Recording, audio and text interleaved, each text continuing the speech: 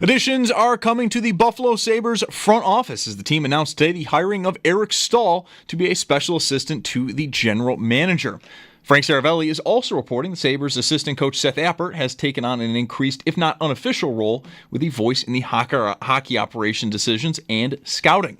We do have 2 games in the Stanley Cup playoffs tonight. 7 p.m. sees Toronto host Florida. Joseph Woll was in the starters net for morning skate today for Toronto. Anthony Stolarz was absent. Then it's game 1 of Jets Stars in Winnipeg. That game is going to get going at 9:30. And the other hockey news from today is that the Utah hockey team officially has their names. They will be going by the Utah Mammoth. 2 games tonight in the NBA. Knicks at Celtics at 7. Then it's the Thunder hosting the Nuggets. That game will be at 9:30. But the day got underway with a splash trade made by the Cowboys. They acquire wide receiver George Pickens and a 2027 6th-round pick from the Pittsburgh Steelers for a 2026 3rd and a 27 5th. Some other wide receiver news. Jacksonville is releasing former Bill wide receiver Gabe Davis after just 1 season. Davis signed a 3-year, $39 million deal last offseason, but this year played 10 games and caught just 20 passes. The 26-year-old played with Buffalo for 4 seasons from 2020 to 2023. And the Bisons, they are in Minnesota. They take on the Saints tonight just after 7:30, and that game can be heard on our sister station, the Bet 1520. That's your Paddock Chevrolet Sports Update. Paddock Chevrolet celebrating 90 years of being your hometown dealership. I'm Zach Jones for WGR Sports Radio 550.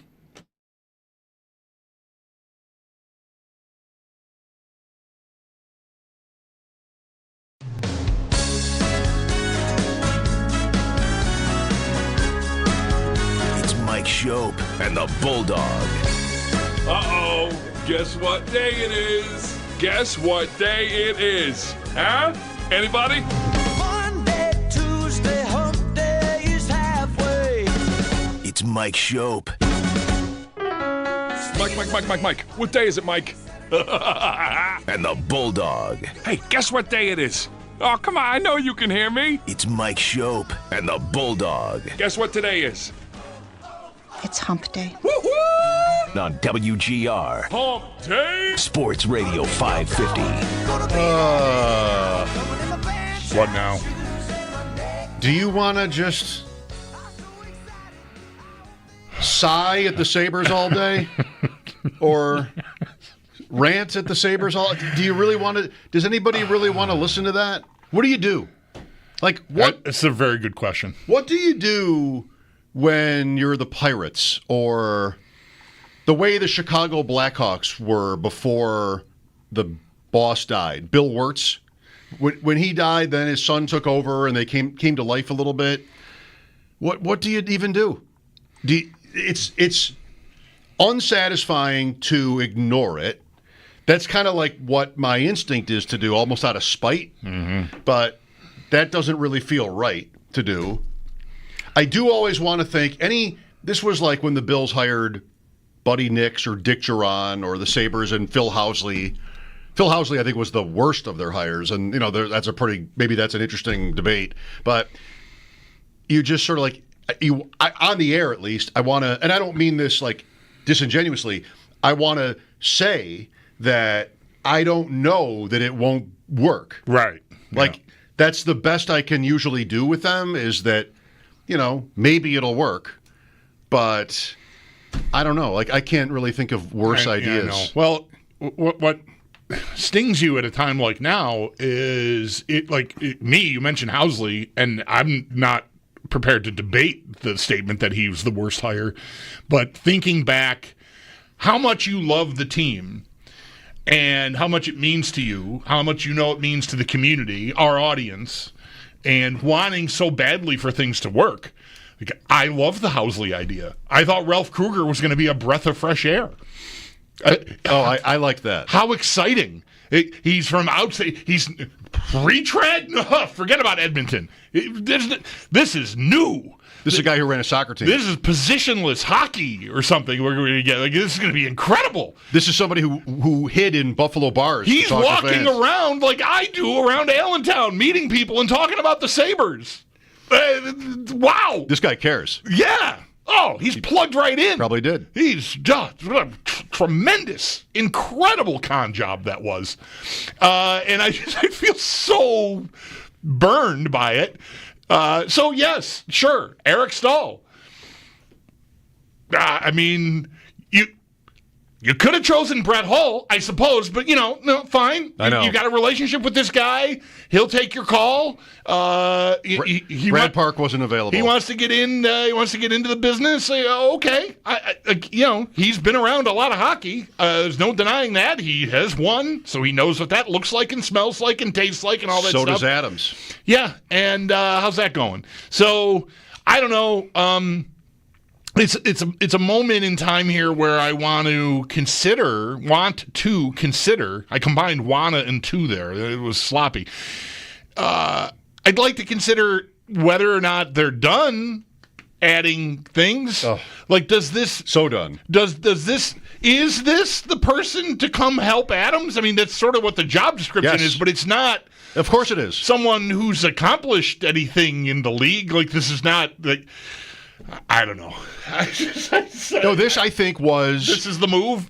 I think this was Terry Pegula's sort of compromise. Like, doesn't want to make changes again, which you do when you're losing all the time. But he's sort of maybe tired of that. And we're always talking about credibility. We went long on that late yesterday. Like, just what kind of credibility is called for. I never wanted to advocate for the Don Waddells of the world, Rutherford, Lamoriello, even with all his winning. Like I never felt like that needed to be done, but I think they have sunk so low that maybe that is what you have to do. That credibility is so lacking. I don't know. I mean, this wouldn't be true of everybody. Not everybody. Not every potential free agent or coaching candidate would think this. Mm-hmm. But I do think Buffalo would be like a non-starter for a lot of people. Coaches. I mean, I think Ruff is here because he had been here. And that was like 5th all-time in wins. But I don't think you hire him unless you have the tug at the heartstrings piece. Right. If he had a career as a player and then a long time as coach of the Chicago Blackhawks or the Detroit Red Wings, and that was his plaque. Not that he's in the Hall of Fame, but you get the point. Like, if that's what's on his hockey card, yeah, no. At that stage of his career, he's not coming here to coach the Buffalo Sabres. He's a highly decorated, one of the winningest coaches in the history of the sport. I think you almost have to have some soft spot for the region and the organization to have that career and want to come do this job. Well, that could go either way, though. I think of it more as, would the Sabres be interested, in somebody like that? Oh, okay. Somebody that isn't, what was Housley? Somebody that isn't sort of, I think, Pegula just gets that totally wrong. And, it's not, if you go back to his first day, it's sort of, the first day he came across as sentimental toward the history of the franchise, and so I guess that's to be expected. Well, yeah. So you're right, we did talk about this with Paul late yesterday, and we'll talk to Paul around the same time again today, go over this news and whatever happened in the playoffs last night. I do... I've never liked the idea of advocating for Ken Holland or any of the names you just mentioned, right? Mark Bergevin, anybody who's been in the league that might be looking for a new gig.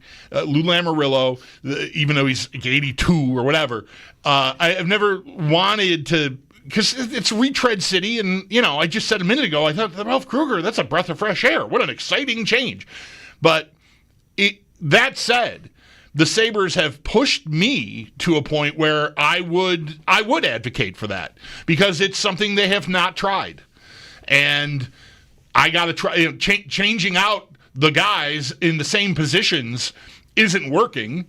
It hasn't worked for 14 years. So try something you have barely dabbled with and bring someone in that maybe gives you that credibility, also has some voice and intelligence about the game, and has managed hockey teams for 20, 30, 40 years, like some of these guys like Holland and Lou Lamoriello. No, I'm not against another set of eyes and another set of opinions coming in the door, but having it be someone with zero, and you cannot emphasize enough the zero experience here in Eric Stahl is just not what's called for at this moment. Now, that doesn't have to doom this. Maybe he'll be the magic touch Svengali and this will all turn out. I don't know, but it's just a weird pivot to offer the job to someone who's going to have to learn how to do it. Well, that's what they always do. And not have, like, if he was interested in this, because some pretty notable former players have taken this route recently. Jason Spezza he finished up playing with Toronto and just sort of stayed there and hung out at Dubas' side, and I think followed him to Pittsburgh, if I'm not mistaken. But there was, I'm going to get to know how to do this. There was a roll-up before I think he even had an actual title. He was just going to let's just see how this goes and see if you want to pursue something on your end. Like maybe a position will evolve out of your being here kind of thing. That's one thing. To just install someone with zero experience into the job of special assistant to the GM, it's just not what I think anybody was expecting to happen here. Well, I shouldn't say expecting to happen here. You might have been bracing for something, I don't know, equally unmoving. I don't think whatever happens is going to mean I'm going to want to blame Eric Stahl. Like, I don't even know what he'll do. Maybe they want him around players. I mean, he's had a great career. Maybe he played here too. Maybe they'll want him around players. Like, I don't think it has to be a net negative. But what it doesn't do, in my opinion, is give them any semblance of the credibility piece that we talk about that I think they lack. I just don't really think this does that. And I think it's probably meant to do that. I think there's probably an element of, like I said about Pagula, like a compromise piece where, like, he doesn't want to put anybody on top of the organization. The only person, it's either been Kim or Russ Brandon, right? Or LaFontaine, I guess. Like, there's never been any sort of person above the GM. And, we talked with Paul yesterday, and Paul doesn't think they need that. And I respect that. Again, I kind of don't want to buy into that so much either. But it's just that, we just spent a year. What was the biggest topic of the season? It was, the palm trees stuff where the GM told the world that he can't get players here like other teams can. And, like, what an admission. So how do you change that? I mean, you can't move the franchise to Barcelona or something. Like, we're not for that. We're not moving the team. But still, like, somehow you've got to figure out a way. I think they thought they had done it right after Terry bought them. The Hockey Heaven stuff. And we want it to be organic. We want hockey to be in the air. But it's just so stale. And I don't know. Yeah, that's a long time ago now. I mean, a lot has happened. I can't name assistant GMs or special assistant. Is this Dwight Schrute? Like, is this assistant to the GM? Or right. Like, I can't name these people in other organizations. I don't know what they do. Maybe Stahl's name is the thing, and he'll come in and just offer an opinion. I don't really want. I don't want to feel like I need, at least, current players or recent players to make personnel decisions. I think that tends to fail in the NHL. I felt more strongly about this 5 to 10 years ago when I just wanted numbers, and I bought the idea that the Sabres were into the numbers recently, but they still haven't just done they haven't made the right moves. You end up with Connor Clifton, instead. And, like, that was exactly the guy I thought of. It just doesn't make sense. Thinking about this earlier. It just doesn't make sense. Right. You don't get to work here if you've ever had the job before. Other than, like, if you're Ruff, who's kind of in a special category, kind of in the legends bracket, And it's just so depressing. The Sabres really are, to me, like one of these small number of franchises in sports that just, you just don't expect them to get it right. And that just makes me want to ignore it. That just, I don't feel like, I can't say it's complicated for me because it's a job and a passion. It's a hobby or a pursuit, and then it's also professional. And I don't know. Like, I'm always just stopping myself because who wants to listen to any of this? Who wants to stare at it? Who wants to look at it? it's just too disappointing. It's too upsetting. It's the Pirates. Yeah. I mean, no franchise hates its fans more than the Pirates. And the Sabres, they're this too. They get lucky with these prodigy prospects and great players, and either like they're just not going to keep them, or the players want to leave, and it just goes nowhere, and it just makes it worse.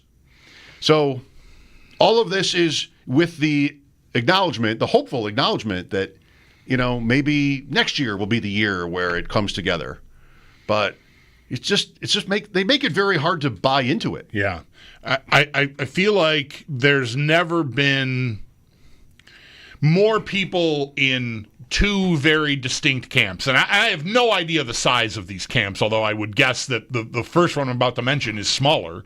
And that's you don't know, it won't work. They did something. Maybe Eric Stahl will help them. Well, and honestly, I'll say this. I don't want to put on my fake mean guy voice.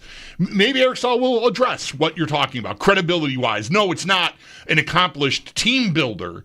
But if he's telling you, hey, this is a good scene here, good room, good community, all that stuff, maybe that is in some way has the potential to offset the palm trees and the taxes reputation that Kevin Adams only further enhanced by talking the way he talked during the season. So you've got that camp of fans, and then I think the much larger group is just tell me when something changes, which is a very tough place, like you're talking about professionally, to sense that the fan base is. And again, I don't know this. I mean, I'm not polling everybody that's listening to us. It's impossible. And the people who call or don't call, whatever, inaction or action is not always a clear indicator at all, really. It's just a few people that call. So I just feel like there's more.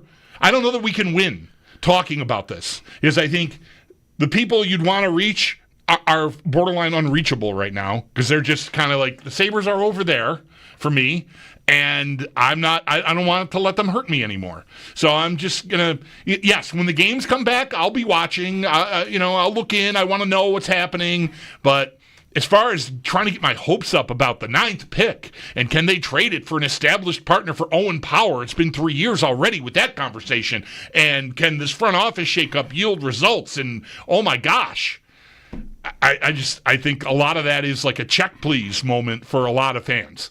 And so I don't know. If I'm going to talk honestly about what I think of all this, I think the only people that are going to really pay attention to it are going to get mad because they are, their face painted blue and gold permanently or something. And good for you if you're out there and you love the team so much that you are just endlessly optimistic.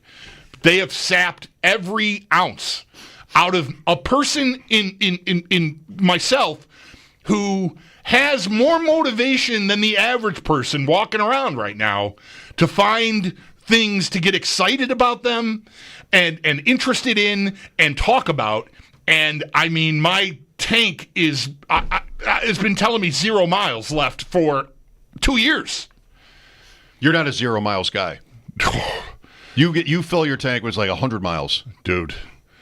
The last time I can't segue into this. I had a harrowing rental car experience 2 trips ago. Listen to me. What a life I'm living here. Right? Harrowing. All these rental cars.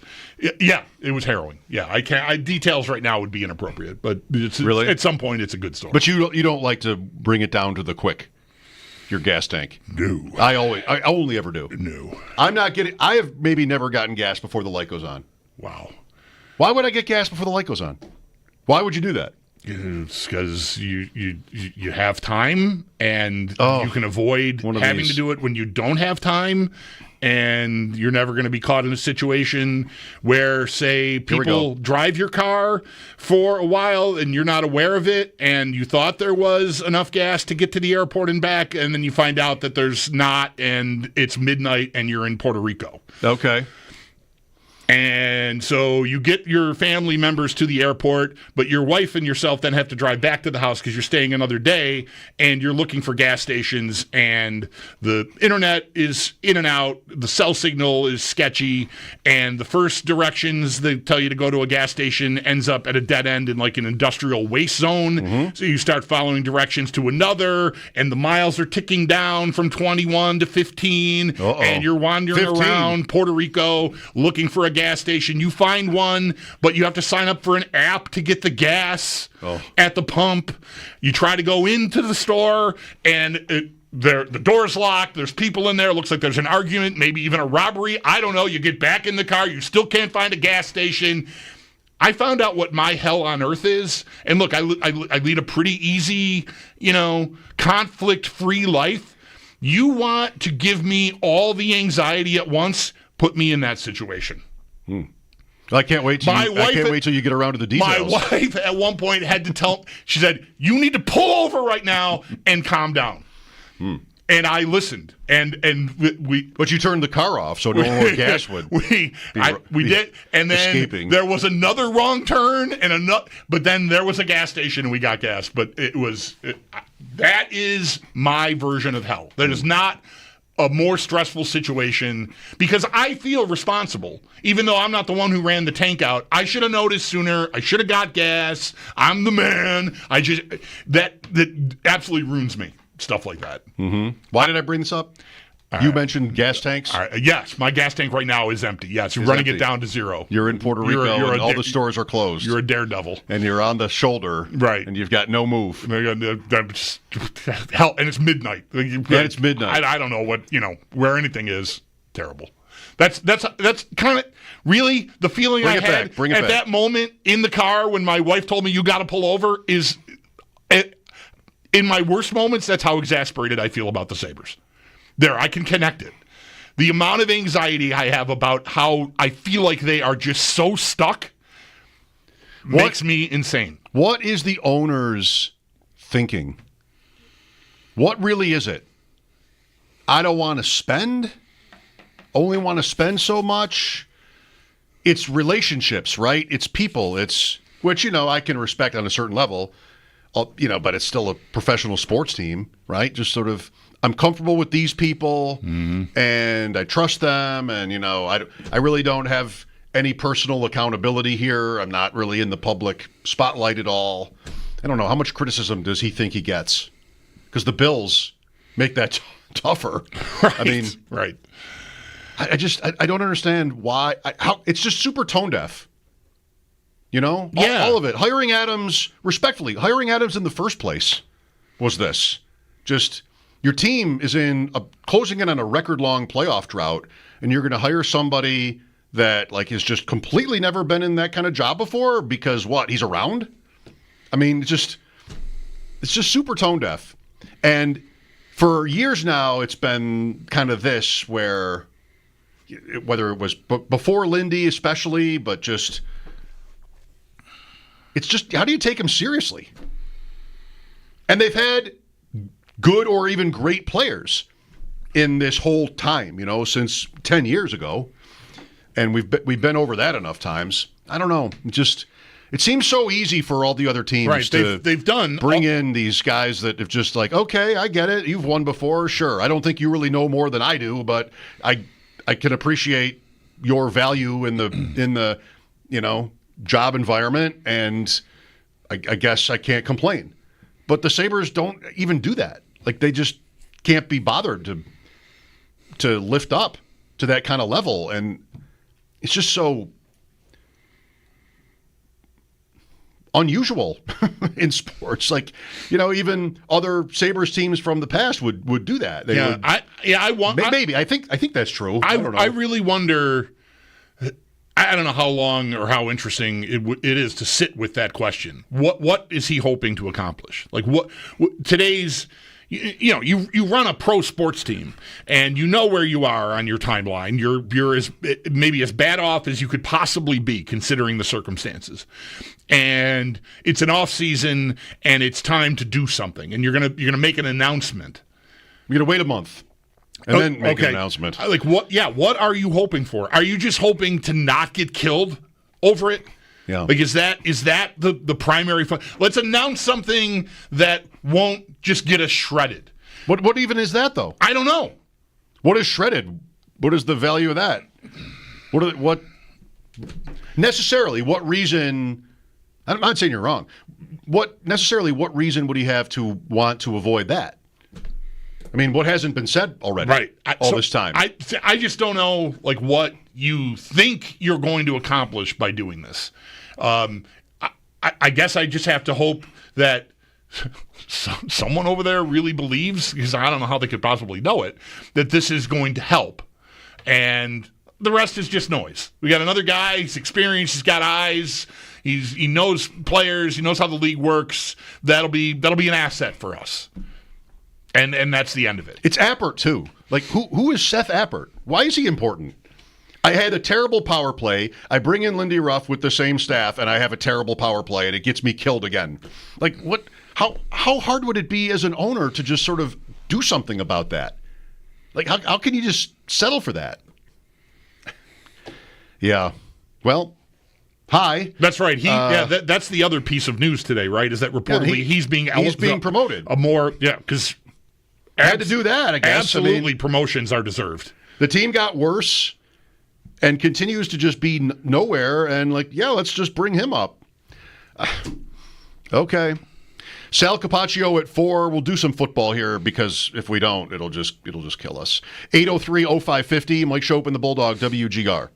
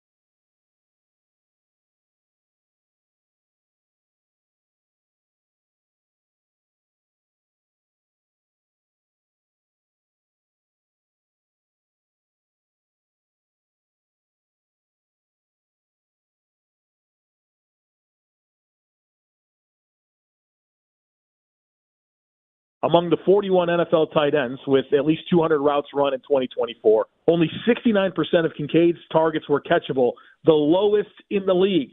When targeted 10 or more yards down the field, Kincaid's catchable target rate was 37%.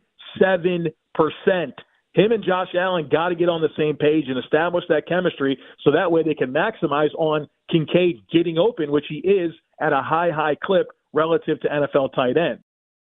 Joe Marino this morning on WGR, kind of baffling, this reality about Dalton Kincaid last season, but I'm not here to dispute it. Just sort of weird. Yeah, I happened to hear that this morning and texted Zach and said, like, grab that. I think that's that's interesting. I think we've known all of that information, but just hearing it all spit out in one paragraph was pretty impressive. Like Kincaid was available and rated very highly, comparatively speaking, to other tight ends with a similar workload, and just the hit rate was just not good at all.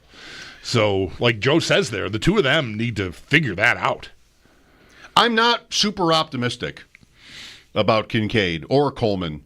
I might be swayed somewhat by my fantasy community because whenever, like on ADP Chasing, which I host Tuesday mornings each week, whenever Kincaid or Coleman come up, people laugh like it's not a serious idea. Kind of maybe what, in Kincaid's case, like what he was as the first tight end picked in his draft. And there are lots of vocal Bills fans in fantasy that I think maybe spur that on, that sort of reaction on. I don't know. He's old for his experience, Kincaid. Like he'll be 26, I think, October. And so for his 2 years into his career, wanting him to get stronger, like being talked about, point of attack stuff. Is that the wrong way to put it? Like just getting off his coverage. Yeah, I don't know. Yeah, it's more that, I think, than point of attack and blocking stuff. Yeah, right. Like Bean, I think, tried to clarify some of that when he was making the rounds last week. I think maybe even including here once everything from the outset of that kind of had died down and passed. That it's more just giving you more strength to handle the people covering you and fight through that and be more durable, as opposed to we're trying to turn him into Lee Smith or something, which would that's obviously an exaggeration, but I mean, I'm really curious to see. I think who isn't what happened, because those are the two guys that to me have the most to prove here, with being choosing to ratchet up the attention on the pass catchers on the team and believing in him as he does.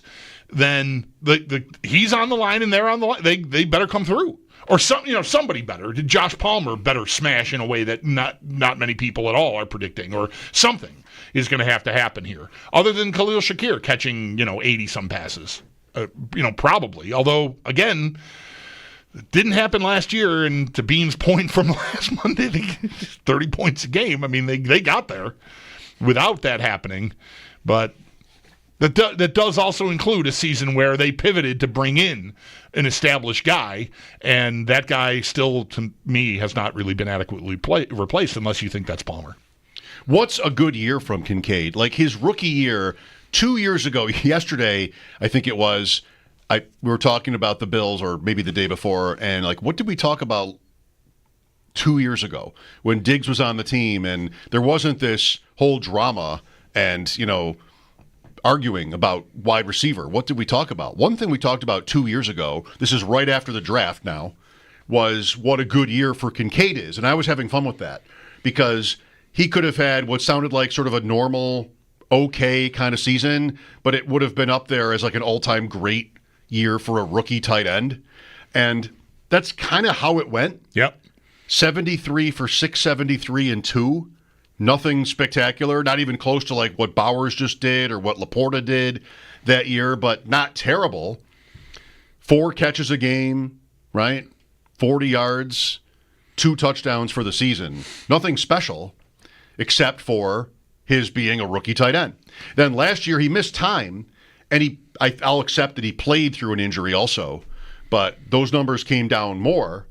And like, is his rookie season for this year with all the different quote mouths to feed? Is his rookie season good now at this point? 70 for 670 again? Like, is that we would take that from Kincaid? Because again, it's not great, but I think I probably would. I almost would be willing to pull back. Not that 73 is some incredible number of receptions, but if I got more dynamic plays, if I got more points, more scores, more touchdowns, use the word touchdowns. You're talking about football. It's not that hard. What about a Rouge? Then I might take 60 catches, but give me 7 or 8 touchdowns. And I think like that in an everybody eats model, assuming other guys are sort of pulling their weight to the extent that they did last year if they were here, and that Palmer sort of fits in and gets you 50 catches too or something, then maybe that can work. But I need more impact plays, right? Just so if you want to get him to 80 catches, that's great. But I better be getting to 5 touchdowns, 6, 7, 8. Like I need that number to climb. And, that was obviously missing still last year. He had 2 touchdowns again last season, just like he did in his rookie year. So it's more what kind of plays am I getting is what I'd be looking for out of Kincaid than just sheer production. So, like, I could settle for, less than the market rate for top-tier tight ends. Just, catch some third down passes, catch some touchdowns, get in the end zone. I think that would be very much welcomed at this point. I remember one of his 2 touchdowns last year being in the Jacksonville Monday night game, which was a great Allen play, kind of a broken play, and Kincaid is running to his right toward the corner in the back of the end zone, and Allen finds him. It's a good catch. I mean, that was not a sitter. I don't remember the other one. But I could look it up, I guess. I don't know if I want to, though. I don't care. Who really cares? I don't care if you do. Is anybody wanting to know that? Is anybody in their car right now? Like, please find out. I don't remember it either, and I'm definitely not going to go look for it. He doesn't really seem to be getting a ton of respect. In fantasy, he is tight end 15. This is the first drafted 2 years ago. This is when you're supposed to hit. This is when McBride hit. Right? Like end of his second year, they had Ertz on the team, kind of like their Knox, different styles of players, but he was kind of blocked. And late second season, he took off. And now he's the highest paid tight end in history. He's tight end 2. But the respect is not there for Kincaid. He goes behind Jake Ferguson. Yeah. Well, it doesn't belong there. I don't know how high, independent of fantasy draft status. I don't know if I'm talking about the tight ends in the league. And that is certainly a way to do it. I don't think he belongs much more than in the around the midpoint. He just hasn't done it. You got to give me something to bank on. And, the 73 catches in that first year, that's not nothing. That's still, it's an incredible number of receptions for a rookie tight end. But the position is evolving, and more is being expected, and teams are getting more from guys like that. And with his athletic profile and the opportunity that exists on this team, if it doesn't, you don't get some improvement really all across the board. Touchdowns, again, receptions, scale back, but just give me bigger plays, yards per, reception, something that indicates like, okay, they found a way to make this really have some value. It's got to happen this year. It's year 3. Do you have any interest in Davis? Barely. I don't know who I would want to put him on the field in front of now on this team. Because, the reason I never wanted the Bills to commit to him in the first place is I just didn't think there was enough there to warrant him being a second contract number 2 wide receiver on a team of this caliber. So I was happy when they turned their back on that, and I know I would expect it to be very inexpensive to do now, but I don't know that I'm really helping myself by doing it. Yeah, I think I'm probably done. Maybe I'm with you. Just like explain it to me first, but because I do think people got too far down on him. I don't know what happened in Jacksonville. Liam Cohen took that job and was immediately like done with Davis. He had a press conference. He was the Tampa Bay offensive coordinator last year. He had a press conference and went long on his wide receivers, never even mentioned Davis. Like, he wasn't even on the team. Now he isn't. If you didn't know, that's why we bring it up, because he was released. He came at a pretty bad cap penalty, too, for Jacksonville. Like, they decided to have to eat that and let him go. So yeah, like $11 million guaranteed for this year. And my understanding is that there's offset language there. So, if you were interested in signing him, I would imagine he's not looking for some huge payday, because whatever, he's going to get $11 million basically, no matter what. Right? If he signs with the Bears for $2 million a year, then he gets $9 million from Jacksonville. If he doesn't sign anywhere, he gets 11. So he doesn't have to make a killing with this contract, unless somebody wants to do it. But I don't know why they would. Right. Sal coming up at 4. Mike Schopp and the Bulldog here, WGR.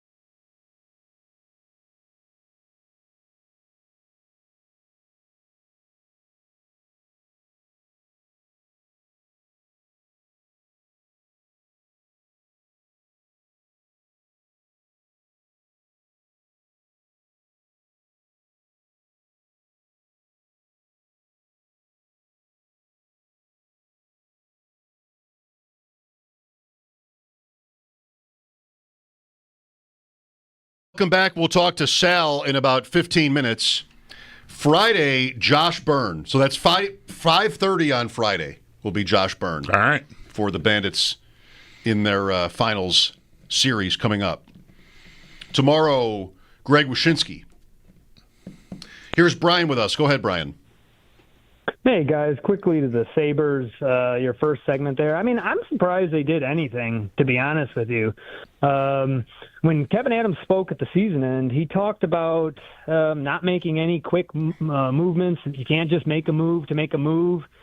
He said things like development is nonlinear. He kind of went back to that, which is kind of, I've heard other press conferences where that's what bad teams say. You know, they try to extend that timeline, buy themselves time. Well, you know, so he said that. And then it kind of like, it reminds me of his his midseason at the crisis point where he had a similar press conference. And he talked about, Josh Allen and how he became the savior of the Bills. And I just wondered if that's kind of like the plan for the Sabres, that they're hesitant to do major roster surgery.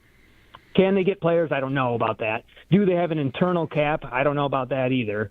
But are they kind of just waiting for like their superstar to come in and kind of save the team? And then quickly on Kincaid, I just think he has a modest athletic profile. I mean, he didn't run at the combine, so I don't really know what his vertical is, his 40 is. He doesn't look like an athletic mismatch out there. And it's, to me, you're trying to squeeze efficiency out of an okay athlete. There's nothing dynamic about him. I don't dispute that eyeball look at him, but a part of the clip that we played from Joe Marino, who was a guest on the morning show today, indicates that he is doing the things needed to make himself available at a very high rate compared to his peers within the league. It just has not gotten off the ground yet. So whatever he might be lacking athletically to your eyes or even mine, it's working. Like his end of that is working. It just the hookup has been erratic, and I don't think that they've really gone as hard at making it work. You know, like making him a focus or something. I guess maybe they don't want to do that with anyone. So I don't know, but I think the Sabres stuff. It's right. They could be waiting to hire. They're talking to all these other candidates. I would question why you needed to get Eric Stahl's name out there today then. Like, if you've got something else cooking, which, that's a part of the Friedman reporting is that they've done this today, but they're still looking for this other guy. I don't know, man. I don't think you needed to hurry out Eric Stahl's name out there if you've got a bigger name coming in on top of Kevin Adams. Just wait and roll it all out together. But, maybe they'll still land that guy. I don't know. Sal, will he have any schedule news? It's a week now. I don't know. That's right. We are a week out. I mean, I doubt he's sitting on it if he's got any. Yeah. I did start a new good mock schedule. Mm-hmm. That's what it is, right? Sure. Yeah. Mock. Yeah. Is it? Yeah. Yeah. We got there. Miami opener, Jets, the Jets closer. Oh, you got 1:00 next to Miami there. I do. Yes. I like that. All right. And I don't have a time for the Jets because that's to be determined. Right. Week 18. That game will not have a time on it because if they're competing for the AFC East in Week 18, Sunday Night Football, we may want to move that game. Nobody's Week 18 kickoff times are announced when the schedule comes out. If somebody's mock schedule has a time for Week 18, it's amateur. Oh, they don't know what they're doing. You know that they're an amateur. They've not run wild in the streets of Scheduleville if they're doing that. Week 1 and Week 18. Opener and finale. Both home games in the AFC East. Could that happen? Sure. It probably has. That could happen. Sure. I'm thinking of the stadium for that. Yes. I like the Jets as the closer because I think when we talked about this last week, we confirmed that the Jets were the first regular season game in the stadium. So close it out that way. That symmetry works for me in the way my brain works. That feels right to me, even though I don't remember that game from 1973. That's interesting to me. Why wouldn't you? You remember a preseason game from that year, right? Well, I just remembered because I had a picture of Wallace Francis in a scrapbook catching the ball that he was about to return for a touchdown on, I think, the opening kickoff of a preseason game in the stadium. The first game. So that I remember that. I don't remember what the Bills did in 73 against the Jets in the opener. This was Week 3, their home opener First regular season game in the stadium was week 3. They beat the Jets 9-7. They had a 9-0 lead on 3 field goals and held on. The Jets were a 5.5-point favorite, according to Pro Football Reference, even though they were only 1-1. Both teams were 1-1. Joe Ferguson lit it up that day, 7 for 17, 74 yards and a pick. He was only sacked once. How many yards did OJ go for on his way to 2003? 123. That's right. That was that season. Right. Probably one of his worst games. Right. It's not that great for that year. And they end with the Jets that year. That's the famous one where he goes over 2,000. Yep. What else here? Nothing else. Nothing else is that interesting. All right. John Riggins, 12 for 43 on the ground. Closer up. For the Jets. We will talk to Sal next. Gabe Davis, the George Pickens trade. Wide receiver won't leave us alone. It's not my fault today.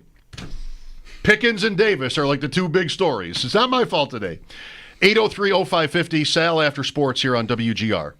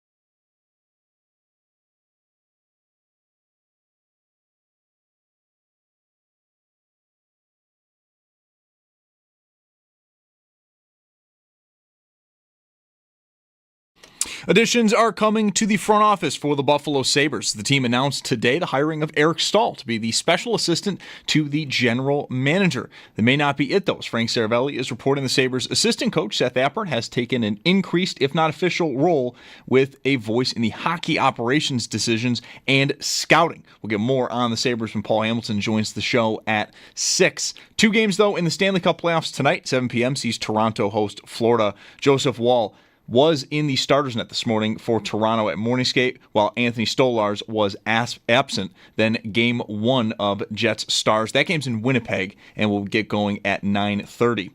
2 games tonight in the NBA. Knicks at Celtics at 7. Then the Thunder host the Nuggets. That's going to be at 9:30. The day, though, got underway with a splash trade made by the Cowboys as the team is acquiring wide receiver George Pickens and a 2027 6th from the Pittsburgh Steelers for a 2026 3rd and a 27th 5th. Other wide receiver news, former Bill Gabe Davis released today by the Jacksonville Jaguars after just 1 season. Davis signed a 3-year, $39 million deal last offseason, but this year played 10 games and caught just 20 passes. The 26-year-old was with Buffalo for 4 seasons from 2020 to 2023. We'll get more on football as coming up next, Sal Capaccio joins the show. And the Bisons, they are in Minnesota to take on the Saints tonight just after 7:30. That game can be heard on our sister station, the Bet 1520.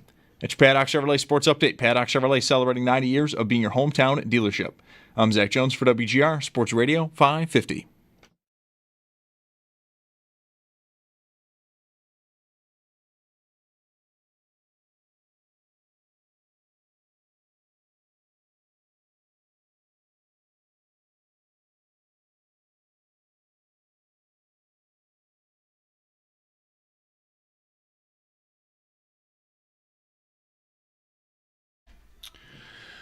Welcome back. I'm not there on time. I wanted to get, I'll let you guys guess, because I don't know the answer.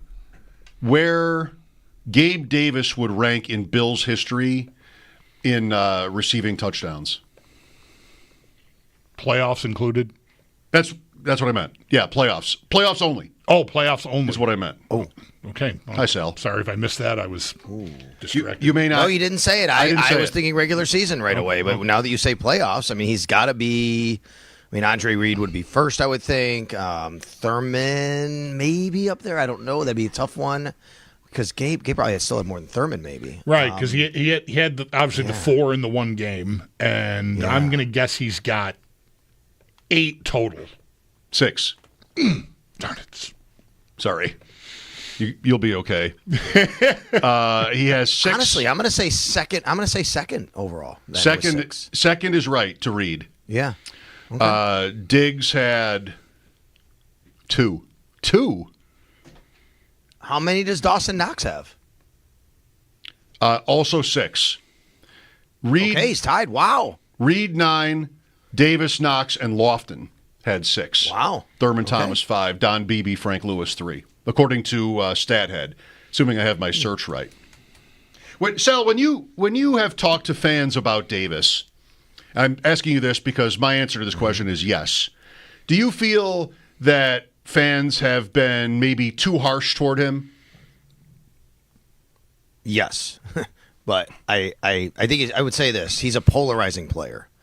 I think most of the polarization is in the negativity side, though. And I think a lot of that's been too harsh. I think he was a good player for the Bills. I think he had a few bad moments. And I think those have kind of outweighed the overall good that he was. And I think a big part of this, and I think you'd agree with this, both you guys, that the expectations that came after the 4 touchdown game were really kind of unfair to him, right? And because he never elevated to what a lot of people thought he could be, it became, well, he's never really that good. He was a really, really good 4th-round pick, actually.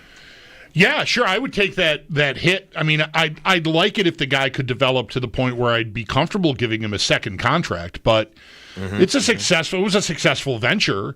Really, it just became about price point at last spring when he was about to hit free agency, and I thought it was smart to not want to commit, and apparently Jacksonville has some regret about that because they've moved on. Like that happens all the time in the league. But it's not a player I have interest in now, though. Like I feel like he's been replaced here, and I'm not really thinking there's a role there. If they were to feel like they could bring him in, I'm not sure what it really does for them at this point. Yeah, super interesting discussion. We went over it today a little bit, and most of the feedback I got from fans on social and a couple phone calls, I guess, were that they don't want to do that. And for the exact reason you just said, Bulldog, which I totally understand.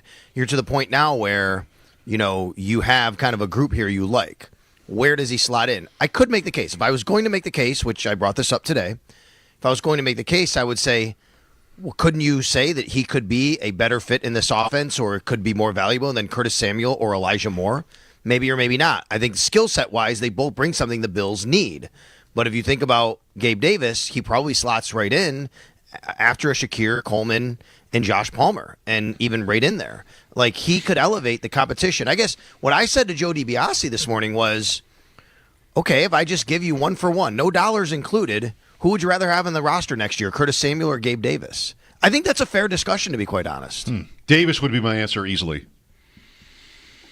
So, yeah, I think from that standpoint, if you say Davis, then I think that there's a spot there. The issue is, I don't think that Gabe Davis, for what he was for you then, the fact that he's only 26 years old, just turned 26, he's only been in the league 5 years, I don't think he can come in here and be a number 4 or 5, right? I mean, like, he's probably a number 2 on some team in this league. I think he could be a number 2 on the Pittsburgh Steelers right now, to be quite honest with you.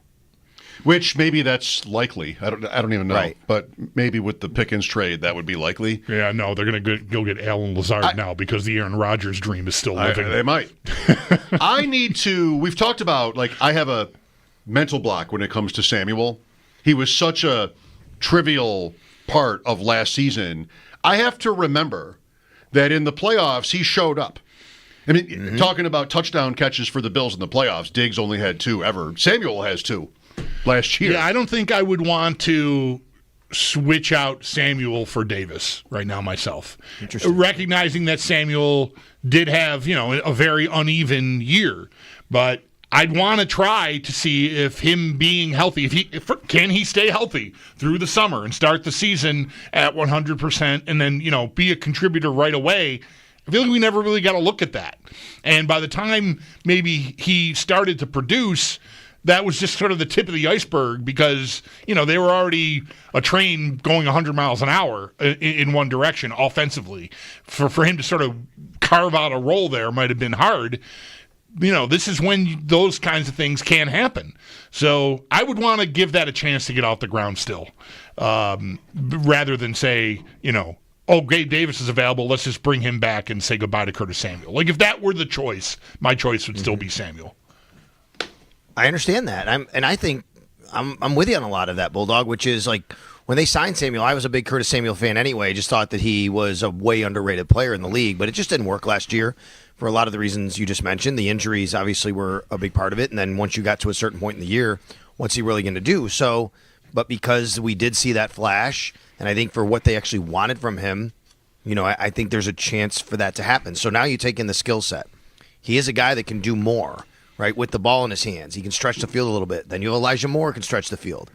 That's not Gabe Davis, but Gabe Davis, for what he did, let's remember, his ADOT, average depth of target, his big plays were down the field. Now, he might not be this burner, but that's really what he did provide. Yep. He was a guy who caught the ball down the field for the Buffalo Bills, and they haven't had that element of their offense. They also lost Mac Hollins, and Mac Hollins was considered the Gabe Davis replacement when he was signed. If you're making a case against Davis, I think everything you just said is exactly right? Which is, look, you have Curtis Samuel, you just signed Elijah Moore. Where is he fitting? He's not coming in here to be the number 4 or 5 guy. Like, it just doesn't work like that. You can't see that happening. If you're making the case for him, you could also say, look, the Bills love competition. He's gonna raise the level of competition because after those 5, it's Tyrell Shavers, Laviska Shenault, Jalen Virgil. Injuries happen. He might wind up being a guy that you can bring in here and can play. And oh, by the way, he won the Iron Bill 2 off seasons in a row. Hardest worker in the off season. They love him in the building. He never really wanted to leave Buffalo. It was just really about business. I've talked to him about this. Gabe Davis never wanted to leave Buffalo, but he knew that it was probably going to happen because of where they were financially and where he was in his career financially. So all of those things added up get you to maybe that could be something that they could revisit. Is Josh Allen texting Brandon Beane about this idea? Does he know that Davis was released the way he didn't know that Trey White had been signed? He's not plugged in apparently these days. Sal, last thing on Davis, I don't have an answer to this, and I feel like I should. What, if you have an answer, went wrong for him in Jacksonville? 20 catches in 10 games. It wasn't like they were humming, but still, like with all the money they invested in him, you would think that they would have made more of an effort there than 42 targets, but nothing really happened. Right, especially if he's got this reputation like Sal's talking about for being a good team guy and like strong in the room and all that kind of stuff. Like you can understand if a guy has a bad first year, but he's kind of a jerk, like you just sweep him out. But it's kind of funny to me that a good team guy got sort of just unceremoniously dumped like this. Did you guys see Mitch Morse's tweet today? No. Mitch Morse, who played with Gabe in Buffalo and in Jacksonville, obviously, last year. Yeah. Who doesn't tweet a lot, to be quite honest with you. He tweeted the quote tweet from the release. He said, "Absolute tone setter in the locker room and on the field. Perfect culture guy. Played hurt all last year. Didn't complain about it once. Having a tough time wrapping my head around this one." Oof. I mean, so where it went wrong, why they didn't use him, I don't know that. I do think that the injuries played a role last year. This is a guy that only played 10 games last year. At the end of the year, it was so severe that he couldn't play anymore. He did have some injuries from earlier in the year that were bothering him. I think that because they drafted Brian Thomas Jr., because they, had made some moves on offense, they wanted to kind of, who else is there? Evan Ingram, right? Ingram was there. Yeah, I mean, I just think that maybe there just Kirk was there wasn't that opportunity for him. And then once you advance on, look, I mean, Jacksonville's a wild card. They really are. Tony Baselli's making the decisions now for the organization. Trent Baalke is gone. Liam Cohen comes in. He wants to really kind of run the show on offense. They want to kind of revamp the entire roster. I think they just kind of want to get rid of everything that's really was nailed down from the last organization, last regime, basically, and start over. They get that big trade for Travis Hunter. It just seems like they're swinging in a way different direction right now. Yep. All their guys got hurt, even Lawrence last year, except for Thomas. Yeah. So, well, good luck to big game Gabe. Before we get off receiver, the Pickens trade is interesting. Not entirely unexpected that he would be moved. I was kind of hoping for, like I always would be, trades at the draft. It really didn't get any. All the veterans that were rumored. What happens with Jalen Ramsey or Jair Alexander, Breece some of these Hall, guys, whatever, yeah. maybe Breece Hall. But Pickens was certainly on that list, and he goes to Dallas. How do you see it from each team's standpoint? It's funny, when it happened today, I turned on the fan in Pittsburgh, and I was watching Adam Crowley and Doran Dickerson, and I had Adam on my show because I really liked the discussion they were having. There's a good sentiment in Pittsburgh that they actually did well for themselves on this trade for George Pickens because it's just kind of where he was, the distraction that he became at some point, a lot of the things that went on. To get a third-round pick for him was actually good. But that being said, they are devoid of a lot of talent at that position, and that's the concern. So I agree with that. I mean, you look at their wide receiver room, it's DK Metcalf, and then you have a drop-off. It's Calvin Austin, and then Robert Woods, right? I mean, like, these are your next two receivers on the list that you're throwing to. From that standpoint, it doesn't make a lot of sense. But for a guy that I think a lot of people just kind of, they were just done with, right? We're done with him. We can't. This is not going to work anymore going forward. We don't want to deal with the distraction to get a third-round pick for him. Okay, let's go out and do that. I think a lot of it comes down to, though, okay, what's Aaron Rodgers doing? Who's your quarterback? Are they trying to win? Or are they not trying to win this year? They're kind of middling it. Nobody can kind of seem to figure out what the Steelers' kind of end game is here overall. From the Dallas Cowboys standpoint, I mean, another guy they trade for, right? They made like 3 trades this offseason. I'd say more notable kind of trades. Kyer Elam, George Pickens, and then the quarterback from Milroe, right? From New England. Right? Joe Milton. Joe Milton. Sorry about that. Joe Milton. Sorry. Joe Milton from New England. And they went out and they've kind of traded for some guys here, and they're taking some swings on guys that didn't work out with other teams for different reasons. No doubt about that. He's going into the last year of his deal. From everything I read, they are not going to extend him. Right. They're going to let this play out and see where it goes. And I don't know if that's really worth it. I mean, again, it just seems like you're just kind of, I don't know why you're doing it, to be quite honest, if you're going to do it for that reason. Well, because I don't think the Cowboys are in a position to contend for a Super Bowl. That's the only reason you do it. Right. Is if you think that player can push you to that level. You don't mind giving up the asset. You get it back if he signs a big free agent deal to some extent in a compensatory pick. It's going to take 2 years for that to cycle through, but you still will get an asset back, maybe even equal to what you just gave up. But again, there's a lag there. It's kind of a Amari Cooper. Yeah. A third for a receiver and a walk year. Right. So I think if you're in a Super Bowl window, you pay that price to rent the player. Like Mike says, good point. The Bills just did this. The question is, do you believe that Dallas is in that window? Like, are they that level of contender? They have been, I think, until really they haven't broken through. But I feel like every year here, while the Bills have been this level of contender, Dallas is close to that. I mean, I don't think the betting odds would necessarily reflect that, but they feel like a live team to me to be really good with Prescott and Lamb and Parsons. And, say what you will about the contracts, they have managed to keep that all together to an extent now. And now they add Pickens. And if he flies straight, like, that might be my favorite thing about it for them that's worth doing, is if he needs to or realizes that he needs to demonstrate that whatever made him unpopular and unwanted in Pittsburgh, so much so that they went and traded for DK Metcalf to replace him basically as a high-priced receiver, then maybe it pays off for Dallas. Like, if he keeps his head on straight, then maybe it works. Because I'd be scared about giving that guy big money with the attitude he's had so far. Yeah, for sure. Maybe because he's in a contract year, he keeps it on the straight and narrow a little bit more. But he's going to the big glamorous Dallas, right? The Dallas Cowboys, and in that media market and with that particular organization, you wonder how it's going to go for him. So I think it's an interesting trade. The other notable part about this trade is it does give Pittsburgh another really nice draft asset, which next year they're hosting the draft. Right. And it almost feels to me like, I'm not saying they're tanking. I don't think they are at all.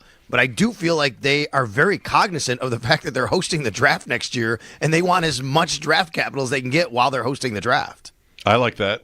Yeah, don't tell the players. I don't know what going into a season with Mason Rudolph as your starting quarterback, if that's where we end up, could be perceived as, other than tanking, honestly. Like, it's just not anybody's idea. I don't know. It's just not the Steelers, though. And with Arthur Smith on that staff, I bet, it's happened before. Steelers teams that get no respect and then end up in the wild card. Like, I bet they're talking themselves into, running the ball. Who was the running back they got? Caleb Johnson? With Jalen Warren, running the ball, Metcalf, and they're going to Arthur Smith their way to 9 or 10 wins. I think that's probably what they're going for. I can't imagine Pittsburgh. I mean, even the worst franchises rarely do that, if maybe ever, would be thinking about losing on purpose. See, that's what's so sneaky and genius about it, is because of their reputation, they would be almost unassailable. Nobody would expect to the accusation, but that's how you can get away with it. Interesting. Well, I mean, I would say this, though, right? Bulldog, you're right. The quarterback piece of that would totally suggest that. And then I say, well, then why did they trade for DK? And why do they still have TJ Watt, Minka Fitzpatrick, and Cam Hayward all still on the defense, right? I mean, because it just feels like that would be something that they would want to move on from and get younger players. But maybe that points the signs back to Rodgers again. He's going to play. I think he's still going to sign. Yeah, me too.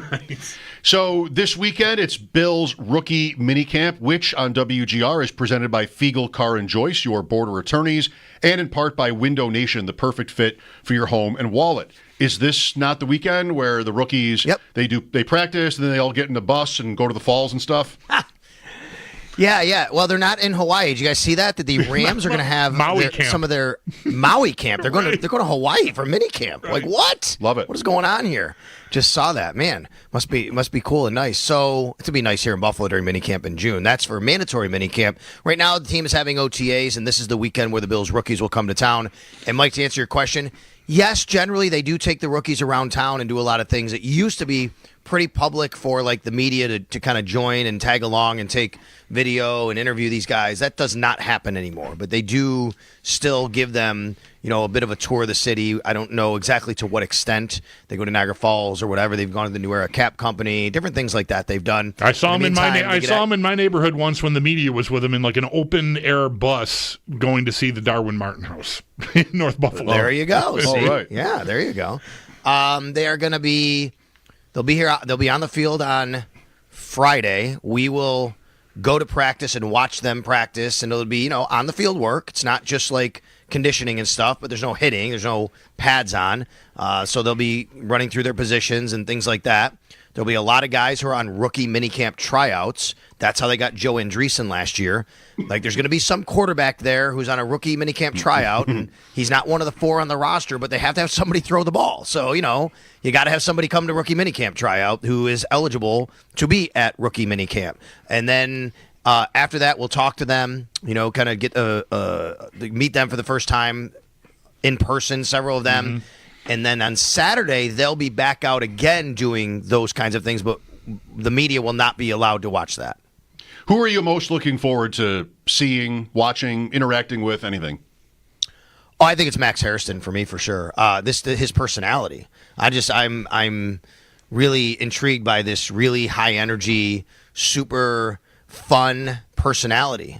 First round pick, right? Comes in with a lot of the fat. This guy, he's super fast. I want to watch him on the field. What does that look like? Him being out there and kind of going against some of these guys. So I think for me, it's Max Hairston. It's on the field. I just want to see that skill set, the speed, the ball skills, and then just talk to him and be around that personality and kind of how it translates in person.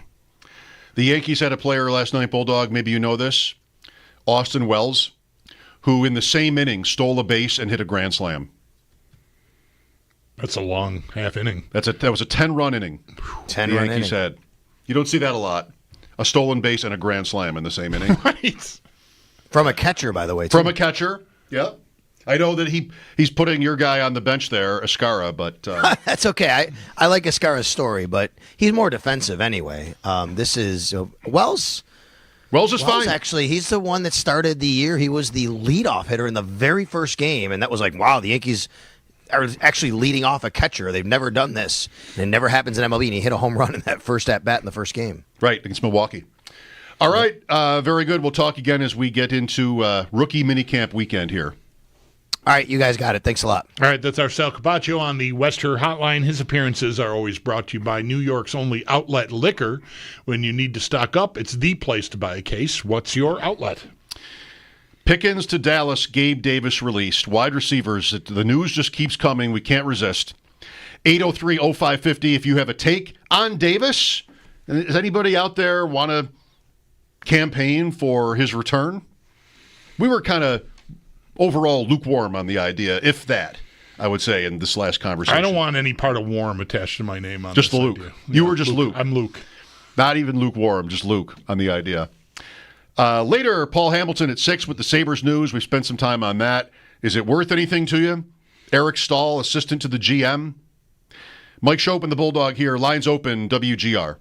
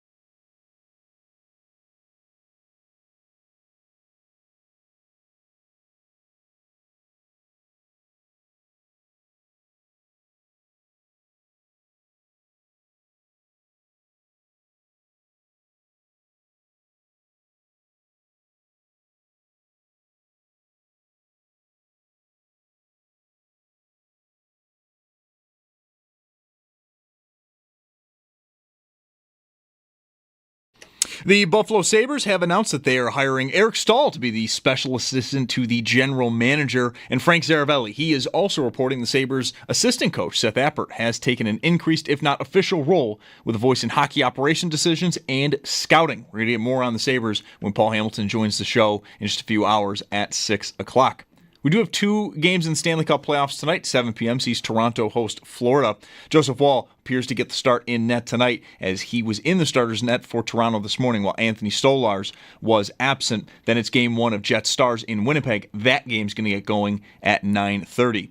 In the NBA, also 2 games tonight. Knicks at Celtics at 7. Then the Thunder host the Nuggets at 9:30. But the big news of today came from the Cowboys. They make a splash trade acquiring wide receiver George Pickens and a 2027 6th from the Steelers for a 2026 3rd and a 27 5th. And then the Bisons, they are in Minnesota. They take on the Saints tonight just after 7:30. That game can be heard on our sister station, The Bet 1520. It's your Paddock Chevrolet Sports Headlines. Paddock Chevrolet celebrating 90 years of being your hometown dealership. I'm Zach Jones for WGR Sports Radio 550.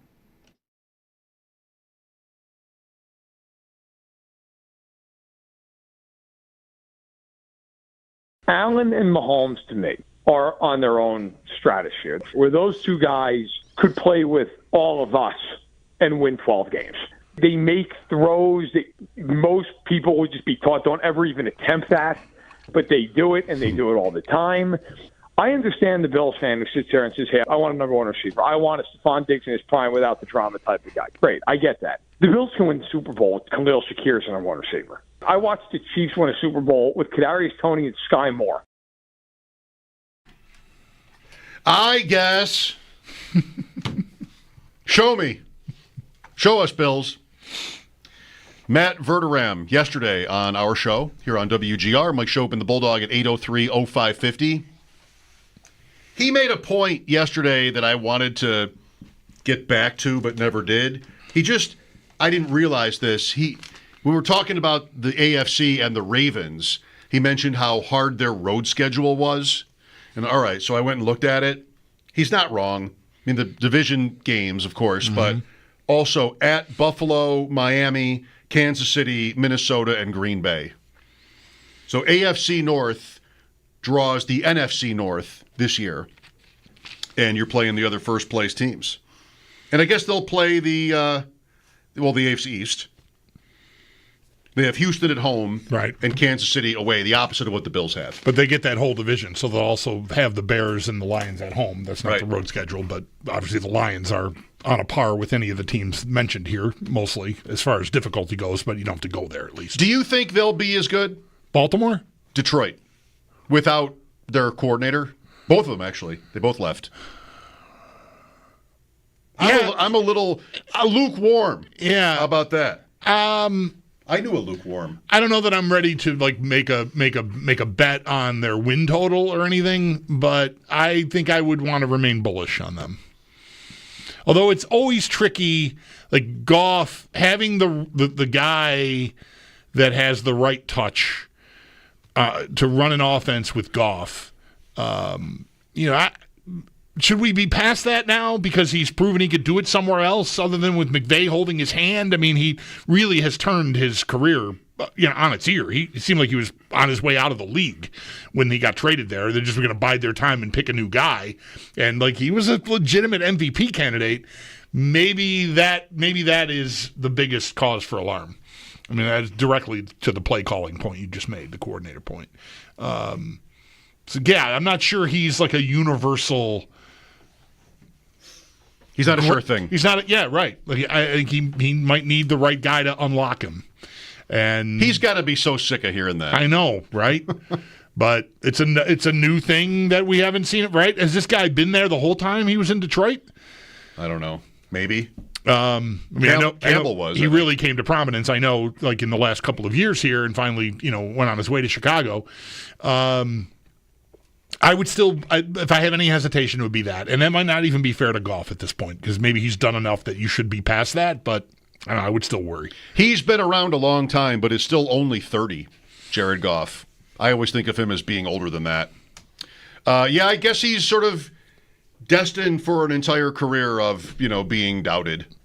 Maybe if he wins a championship, that would go away. But I think it's still prevalent.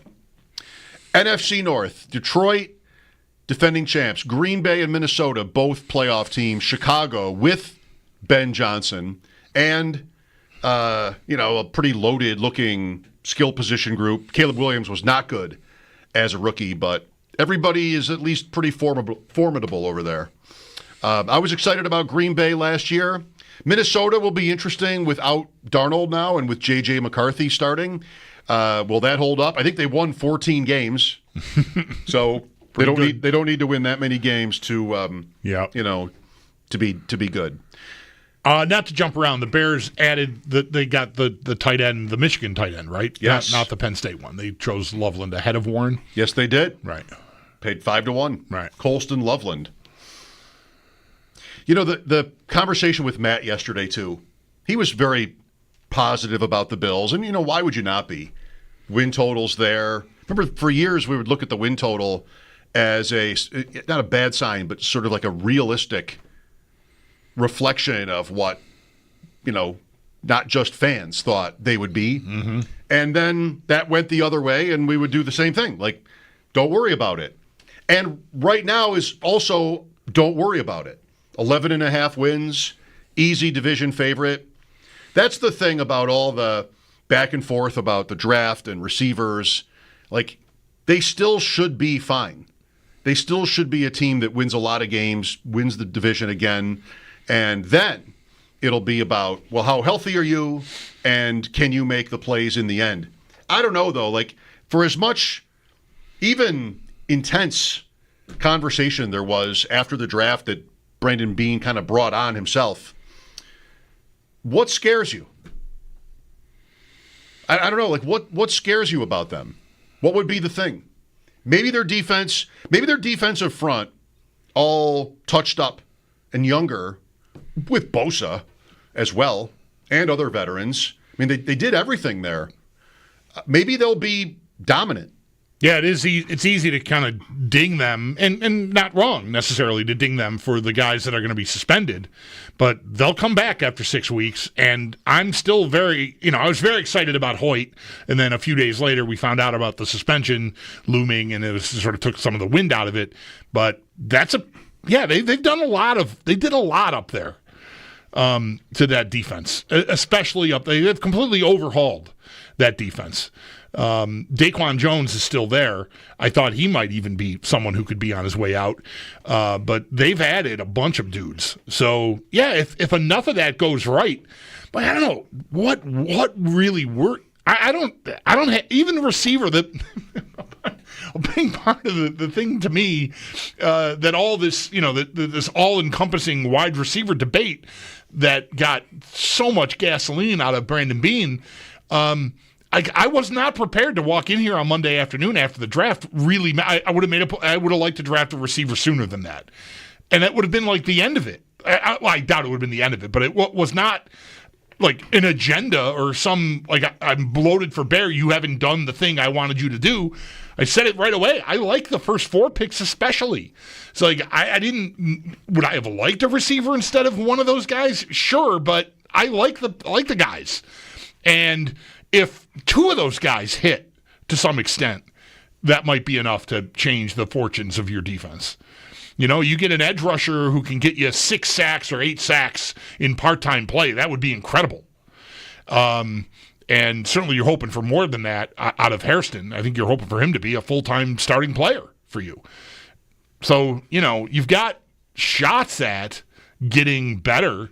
And then I'm not even mentioning Bosa or Hoyt or Ogunjobi. Again, 2 of those 3, the last 2 will miss 6 games. But I'm not really worried about anything. That's what makes me nervous. To be honest with you about them. Yeah, what would it be? Roland is with us. Hi, Roland. Hi, guys. Good question. And I thought, if we fritter away a couple of games early and then another few more, we end up 1 game short of having home field advantage all the way throughout. That's something we haven't had, and maybe that's what we need to win that last game to go to the Super Bowl. We haven't had it. And to get there, you can't lose games you need to win. I think about last year for this and just can't bring myself to think they could have done really any better. Yeah, the two games early that they lost, sure, they were back-to-back, and you would have liked to at least split there, but there's no shame in losing to either one of those teams on the road. The Houston game was not good. 9 for 30. Yeah. And they end up squandering possession late in the fourth quarter. Houston gets the ball and just kicks a field goal. They beat Detroit. The Ram game was kind of wild. I don't know. It was not a year where I feel like they were a team that should have been better. Like what you had, is this just settling? Is this stopping short? What you had is Kansas City just had a perfect, just so out in front, lucky year, and they're good enough to win games, but they were just charmed. And the Bills go and win 13-3 going to New England in Week 18, a game they probably win if they want to. And it just wasn't enough to touch the Chiefs. So, yeah, you go on the road instead. What does it do to this that Buffalo lost at home the 2 years prior in the playoffs? Does that wouldn't that slow you down a little bit? Yeah, I think if you're being totally honest and objective about it, you'd have to admit that it slows you down some. I remember Mahomes in the locker room after they won here, screaming to his teammates, "They wanted this!" We did. They did. Yeah, we did. It was sure. Get them at home and see what happens, and you saw what happened. So I still would want it. I'd rather play here than there, but it's I know it has. They've lost 2 years in a row at home. No, that last year they ended up the 2 years prior. Anyway, yeah, it's but I still would want the week off more than the home field. Like that has always been the prize to me. Well, you can aspire to it. Just really, they look like a team that should be or could be in that conversation. And maybe Kansas City isn't for some reason. Maybe this is the year where you get that. You reach that goal. It does seem like a big deal. Thanks, Roland. Mike Schopp and the Bulldog at 803-0550. This is WGR.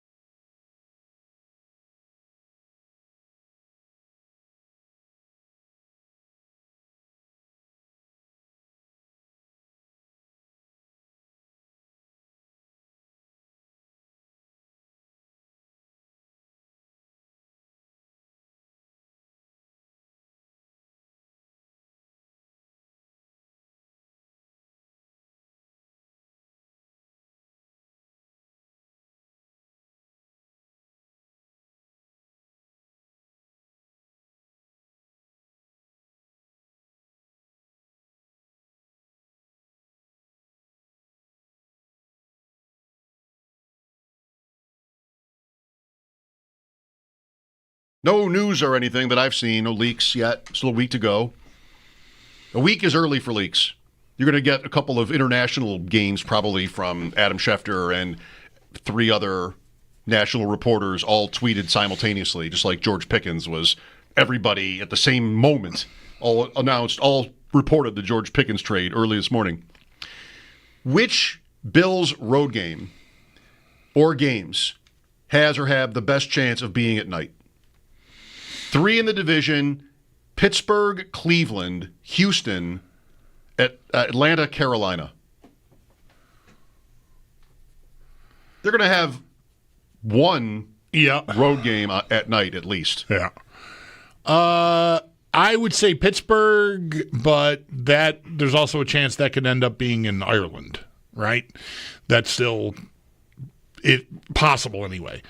Yes. So maybe, that would remove that from being a night game. It's the opposite. We at 9:30 in the morning if it's in Dublin.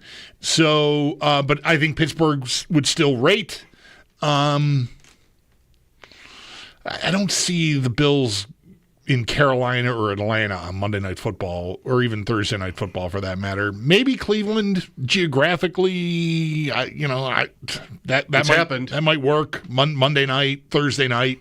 Remember the Manual game, right? In Cleveland was a night game, right? That game was not fun. Yeah, Brandon Weeden, maybe didn't the Browns quarterback get hurt? Well, Hoyer got hurt. And then Weeden came in and played well, or was it the opposite? So whatever happened, it seemed like, this is good for the Bills. Yeah. And then the other guy played better than the first guy was playing, and the Bills lost the game, and Manuel got hurt.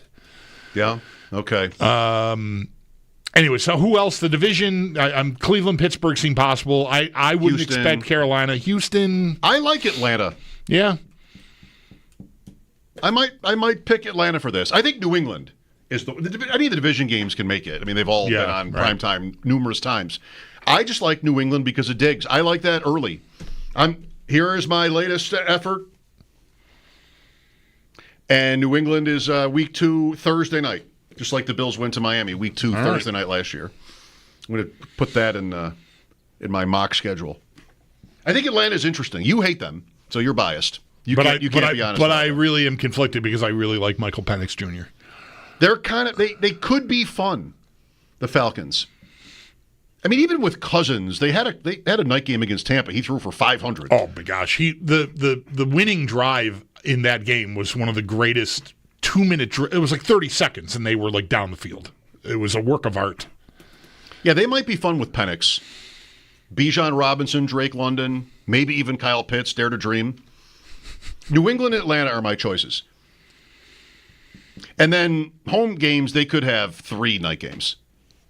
The Chiefs, the Eagles, the Ravens, the Bengals. 3 of those. Yeah. They won't all be night games. There'll be a couple 425s. But, or one of the division games again. Yes. Yeah, so probably not New Orleans or Tampa. Although Tampa was a night game 2 years ago, and they're not bad. I'm ready for it. If you hear anybody hear anything, feel free to share. Head on a swivel here. Feel free to share. Tonight in the NHL, it's Toronto and Florida, Game 2, and then your Dallas Stars and Winnipeg, Game 1. Yep. Will you watch all of it? No chance. No. Too much? I will not. Yeah. How about Paul yesterday saying, enough with the 4 games a night, it's too much? I know. Well, yeah, I hear that. If you really are doing it all, it can be a long haul. And 2 games at a time in both windows. But I start at 9:30 or 9:50 is really the face-off of those 9:30 posted games. And I'll watch the start of that and just let nature take its course. So I never found myself fatigued by it because I'm never trying to run the whole marathon. Both road teams are favored tonight. Florida, I think that's probably in part because of the goaltender injury with the Leafs. Florida minus 145, and Dallas almost a coin flip, but Dallas a small favorite. In Winnipeg, I wonder if they're a series favorite. It was interesting yesterday when we looked at it that Dallas was the Cup favorite and Carolina was second. And Toronto was right there too after having won the first game. Like they had the first lead. But Carolina was much the better team in Washington last night. They needed overtime. Barely won, right? Yeah. But they had 90 some shot attempts in regulation. Like I know, like the broadcast was, very eager to make sure you knew that that's how they play. This is how they do it. They just throw pucks at the net. Even the intermission show is like, try a little harder, to pick a spot rather than just throw it at the net. That kind of thing was said, I think, by Chris Pronger, who was new to the ensemble there with PK Subban and Mark Messier and Steve Levy. Wow. And the way they play, and I think they will continue to be able to do that against Washington. And the Washington goalie had a very good night last night. I just think he'll wilt. I just would not trust him. What a threat to the foundation of hockey for an analyst to dare to say, no, don't throw pucks to the net. Right. No. Try to make some plays. Try to actually make a pass. Right. Or a play. Just try to do a little bit more out there. Wow, that was going to really upset some people. How dare you? How dare you come along and say that? No, pucks to the net. You don't understand. You have not been a part of our club.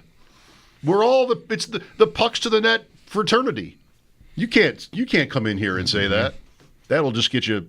You'll get run. Ed Elchuk's going to have words for you. They all are. They are not going to be kind. They all are. All right, back after the update, 803-0550. We've done some Sabres and Bills today, like usual. Mike Schopp and the Bulldog, WGR.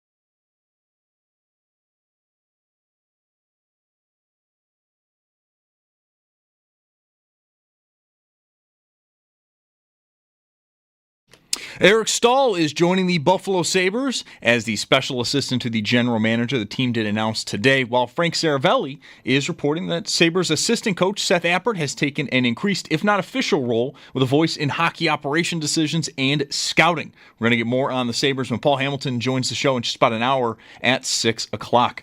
2 games tonight in the Stanley Cup playoffs. 7 p.m., Toronto hosts Florida. Joseph Wall will get the start for Toronto. Anthony Stolars was absent today from morning skate. Then Game 1 of Jets Stars in Winnipeg. That game will get going at 9:30. 2 games tonight in the NBA. Knicks at Celtics at 7 o'clock. Then the Thunder host the Denver Nuggets. That game will be at 9:30. The Cowboys made a splash trade today. They acquire wide receiver George Pickens and a 2027 6th-round pick from the Pittsburgh Steelers for a 2026 third and a 27 fifth. Other wide receiver news in the league. Former Bill Gabe Davis released today by Jacksonville after just 1 season. Davis did sign a 3-year, $39 million deal last offseason, but this year played 10 games and caught just 20 passes. The 26-year-old did play with Buffalo for 4 seasons from 2020 to 2023.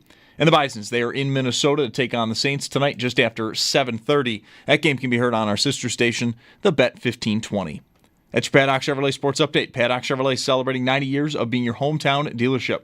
I'm Zach Jones for WGR Sports Radio 550.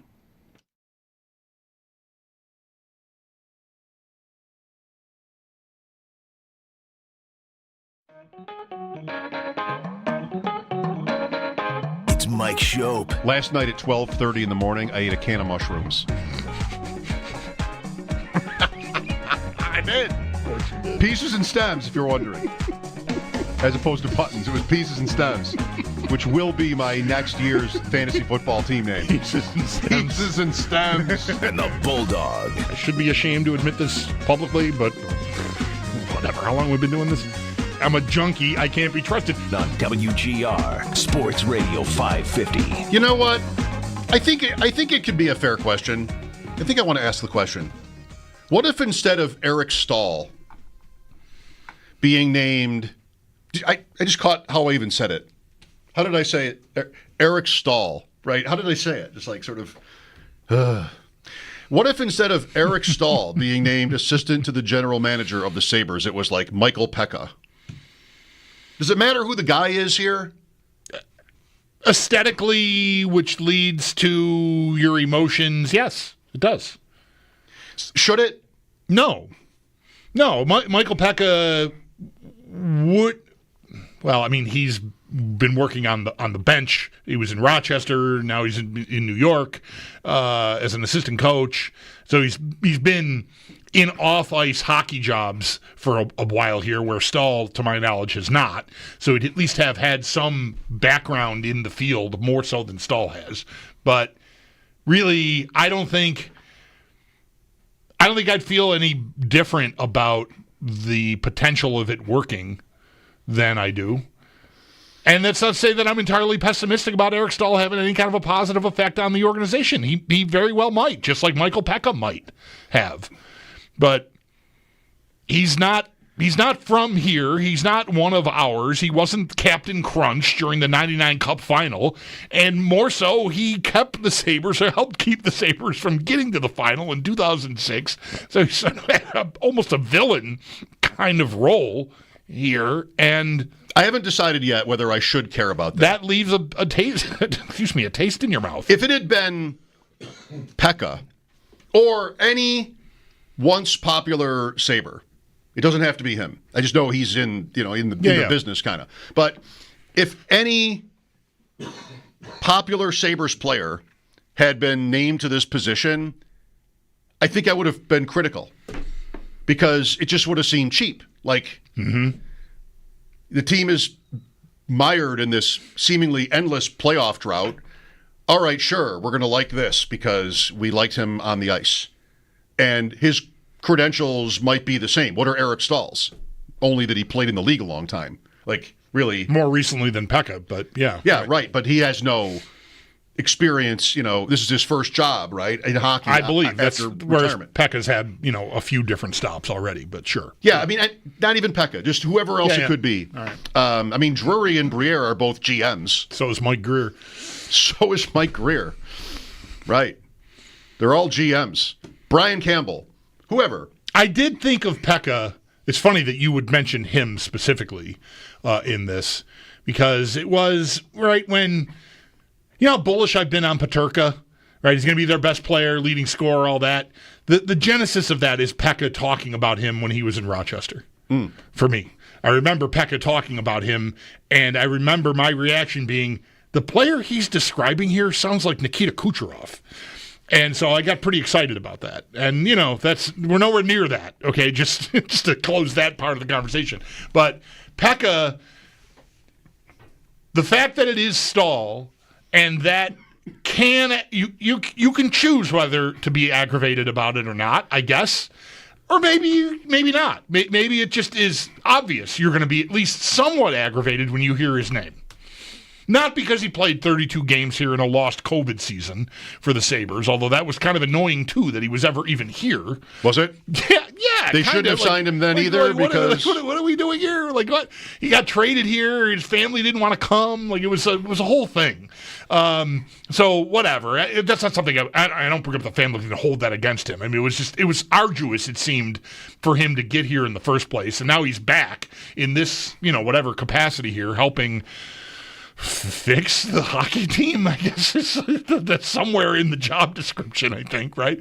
But Pekka came to mind. Like, it's another example of a guy that ties to the organization, captain, player, and I can't say he couldn't wait to get out of here, but they couldn't find a spot for him that would satisfy whatever his aspirations were at the time, and he went to New York to do that, and we'll see where it goes from there. But it's just another dude that, like, if he'd stayed in the organization, I don't know, maybe he'd be actually helping. I just want to be able to, if it's possible, evaluate the people on their merits. Assistant GM, coach, assistant coach, and I don't know. Like, I find that challenging. It's easy to make a judgment based on how you thought of them as players, even if Eric Stahl wasn't on that Carolina team, or that didn't happen. Still he was maybe that's all the difference. He was just a very good player on the Hurricanes for a long time. If you don't have that one series. Okay, well, I think I might like this idea. Saying all this, the frustration is more just like, what does the assistant to the GM do? Like, what is this? Does this really count as change? Right. Is it going to move the meter at all? That's like the bigger point. Yes. But who the guy is, it's funny, because I do say over the years, I've said many times, like, because people will call and want Frank Reich to be the Bills' offensive coordinator or something, like before he even got into coaching, maybe. And like, do we really need to pick somebody just because he was a Bill? Like, do we really need to do that? And I was pushed back against that. And here, shouldn't I like this then? Shouldn't I like that they picked a player? It's really more because of Adams. And this is also a little bit of a dilemma, because Adams and Stahl were teammates. And he also traded for him, right? Like that. Was that Adams? Yes. 5 years ago. Yep. So they've got a connection. Shouldn't you want that? Shouldn't you want the GM's assistant to be somebody he can trust and feels good about working with? Like, that's not a negative. So I don't know. The bigger thing, and the bigger thing could still change. It's just that, like, the season ended weeks ago, and some teams just like get right on it. And the Sabres seem to do this. Yeah. Quintessentially when they announced Botterill was staying and then fired him later before the next season started. Right. Like just I don't know. Yeah. It just doesn't feel like it's a sharp operation. I do think it's absolutely correct, in my experience, that, and look, I don't know that this would be 10 people calling us. It would definitely be social media. There'd be more Michael Pekka. Oh, that he knows what's up. Just because you like him. You had his jersey, you watched him crunch, whatever. All of it. His career. which again is another captain that got sent away because the relationship soured, and congratulations on that. It's like a long list. You have to have it end that way if you're a Sabres captain. That's just how it usually goes. Although I guess Oposo wasn't that bitter, but he did get traded at the end to go somewhere else and go win the Stanley Cup. Congratulations. But the sentiment today would not line up with what a realistic expectation is for either person in the job, but Pekka would be met with way more favor just because he played here and people liked him. There'd be people like what you just described yourself pushing back against that, saying just because he played here doesn't mean it's going to work. And that the inverse of that is just because we don't like Eric Stahl because, he's got one of those faces or something, or, he was the captain of the team that kept you from winning the cup because of Jay McKee's infected, disgusting shin guard or whatever, doesn't mean he's not going to help. But your preconceived ideas are very hard to divorce yourself of, and Pekka would be, you'd be more rooting for it to work than Eric Stahl is like, no, I don't like you. I want you to work. I want it to work. I want you to help me, help my team. That would be great, but I'm not a big fan. Whereas Pekka would be the opposite of that, but neither of those opinions would matter. Nothing matters there, right? No. Just, yeah. I guess I'm deciding. I feel like I should decide to like this. What business do we have saying we don't like Eric Stahl? What did he do that we don't like? Played hard and won? That's pretty much, yeah. Isn't that what we want the Sabres to do? Like, I've said many times, like there's certain players going all the way back to when I was a kid that it just seemed like we're a little bit too hard-edged for the Sabres. They're too good. Too good isn't really fair. There's a certain brand of player that seems that the Sabres just never really tapped into. Like a Roberts, he's a famous example of this. And, we're Zubris. Somebody else is Gary Roberts, right? Like that sort of hard-nosed goal scorer. Those are highly paid. Those are stars. Yeah. But still, like I always feel a little bit less than when it comes to the Sabres in this way. And Eric Stahl was one of these guys. And if it can translate somehow to management, okay, that's good. So was Pekka. I mean, he was obviously that type of player too. I don't know. Not as decorated in his career, but still, yeah, sure. I mean, Pekka's never won like Stahl won. But yeah, I think that's a very good point about the style of that player too. Like just sort of what's it going to take? Whatever it's going to take, I'm going to do it. And if that means I got to do something that's even questionable, like dirty, fine, whatever. I'll do it. We're trying to win the Stanley Cup here. Here's Dave with us. Hi, Dave. Hey, what's going on, guys? Yeah, I mean, I think. I think the bigger issue here is I think people see the front office changes and you see the speculation about, Elliot Friedman saying they're looking to potentially bring in some sort of senior advisor. And most Sabres fans are probably done with Kevin Adams at this point. So I don't think anyone's ever going to love Eric Stahl in Buffalo. On paper, makes sense for a lot of roles. He's got a big hockey background. But, I think you see stuff like that and it's just kind of a symptom of frustration with other things at this point. Yeah, the very appearance of Kevin Adams being a lot. I'm sorry, I'm stopping myself. It's patently incredible and absurd that he still has the job. Right? Like that, your walking off point for anything they're going to do is him figuring out how to complement what they already have that isn't working and add to it, and he gets to pick one of his oldest friends in hockey to come do a job he's never done before, to help Adams do a job he'd never done before when he got the job in the first place after 5 straight years of not making the playoffs.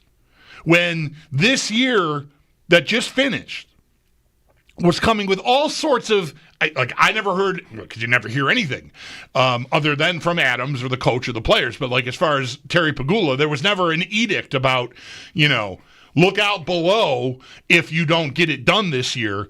But it sure is, felt like that out here, didn't it? Like, they're going to have to they got to do it this year or else. Lindy Ruff is back. And not only did they not do it, they were never even close. They were in third place in the division on Thanksgiving and lost their next 13 hockey games. Nothing changed. Nothing happened. The GM didn't pay any price for it. Instead, he got to hire his friend. What the hell are we even doing here?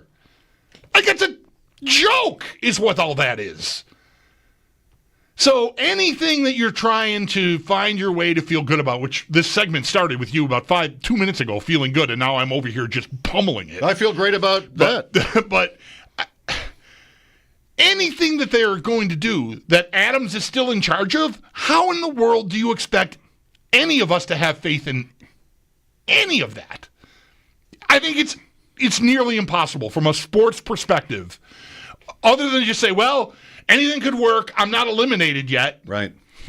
So maybe they get the lightning strike goalie year out of Luukkonen or Levi or I don't know, Jake Allen, somebody. They do something. I don't know.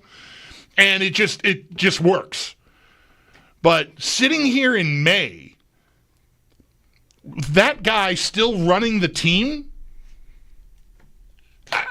it's so hard to invest in a conversation about what could work, what should they do. He should not have the job. And we're just conditioned to live with it. And it's ridiculous that he still has the job. So I'm all for bring Don Waddell, come on down, whoever you get your hands on. I don't know, man. It's 5 years is long enough. It's not like they've been close or just missed. They had the 1 year where they just missed, and then they regressed, and then it got worse. It just does not make sense that the guy still has a job. The LA Kings have made the playoffs 4 years in a row and run into like a duo of superstars each year in the first round and lost. And that dude got fired. Blake? Was he fired? Yeah. Well, they mutually agreed to part ways. Yes. And he's a legendary player. Yeah. For their team. I mean, and Colorado, but Blake. Yeah.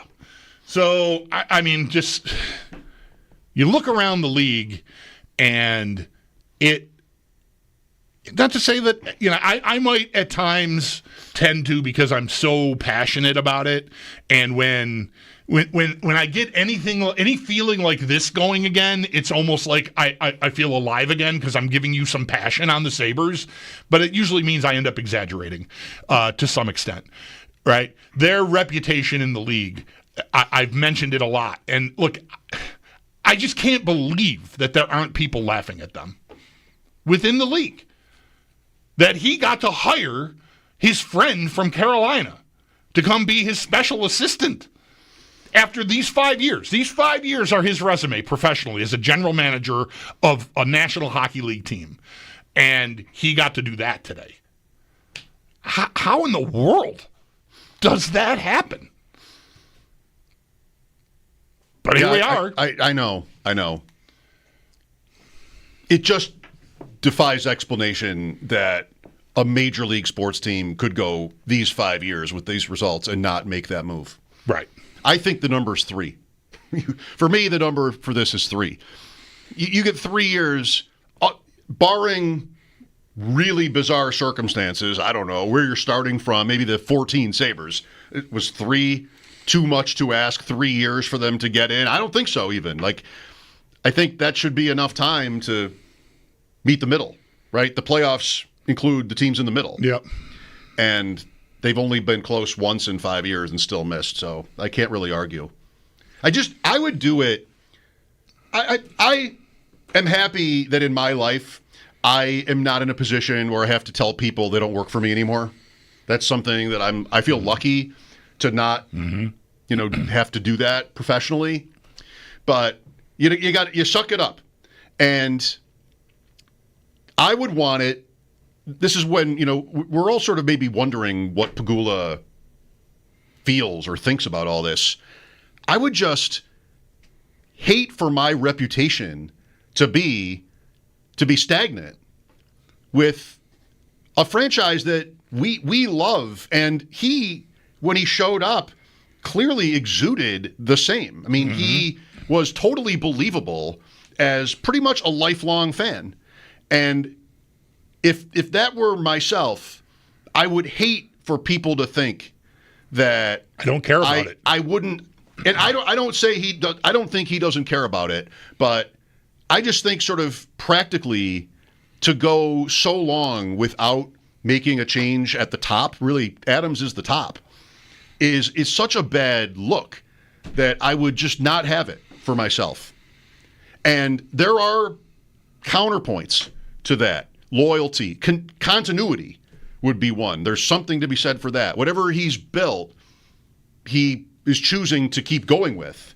But I don't know. It's just so unusual for a team to go. In hockey, good teams fire coaches 60 games into their seasons. Like, it's so unusual for a team to sit still like this for so long without winning that I would just never want it for myself. I'd have to make this move for my own pride, I guess, as an owner. I also don't think that he doesn't care, but it gets said a lot because of every point you just made. And I would also want to, even if I know I care. I would want to show everybody that I care. I would want to make sure you can't say that about me because this means so much to me. And the actions completely defy that. The inaction really defies that. Nothing happens. Nothing changes. He flies in and tells them the answer's in the room, and then they go out and get annihilated by Montreal. Yeah, what does that say? That happens. Just nothing lines up. Nothing makes sense. It just does. What a motivator, apparently. Right. I believe in you guys, and then I mean, did he get their names right when he talked to them? Like, I don't know, man. Oh boy, when is that schedule coming out? Lines open for your calls, 803-0550. Paul will join us at 6, like yesterday. Mike Schopp and the Bulldog here, WGR.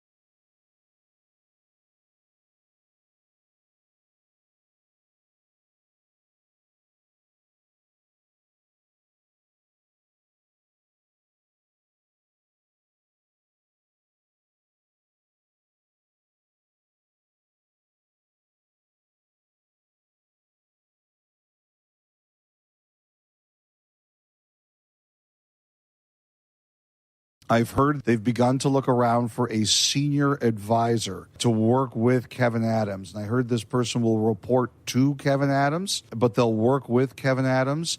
And it's someone who's been in the GM chair before, or someone who's been in a big chair before. That's what they're looking for, to add some experience to their front office. But they will report to Adams. Adams reports to Terry Pagula. That's weird, right? I mean, say what you want about the Sabres embarking on this search. I mean, almost a month after the season ended, not exactly proactive. But if that's unfair, still, like it'd be weird to have a senior executive that would report to the GM. Yeah, it wouldn't be somebody who would come in over the top.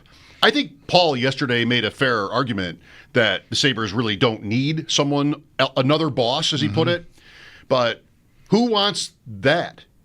Who's looking for a job like that to come in to a team that's had these results and report to the GM? I mean, a job is a job, but that sounds like what Eric Stahl is about to start doing. Yeah, it does. Although he's not senior, right, and has not been in the big chair or anything, which is why I'll believe they can pull that person into the boat here when I see the pole bending.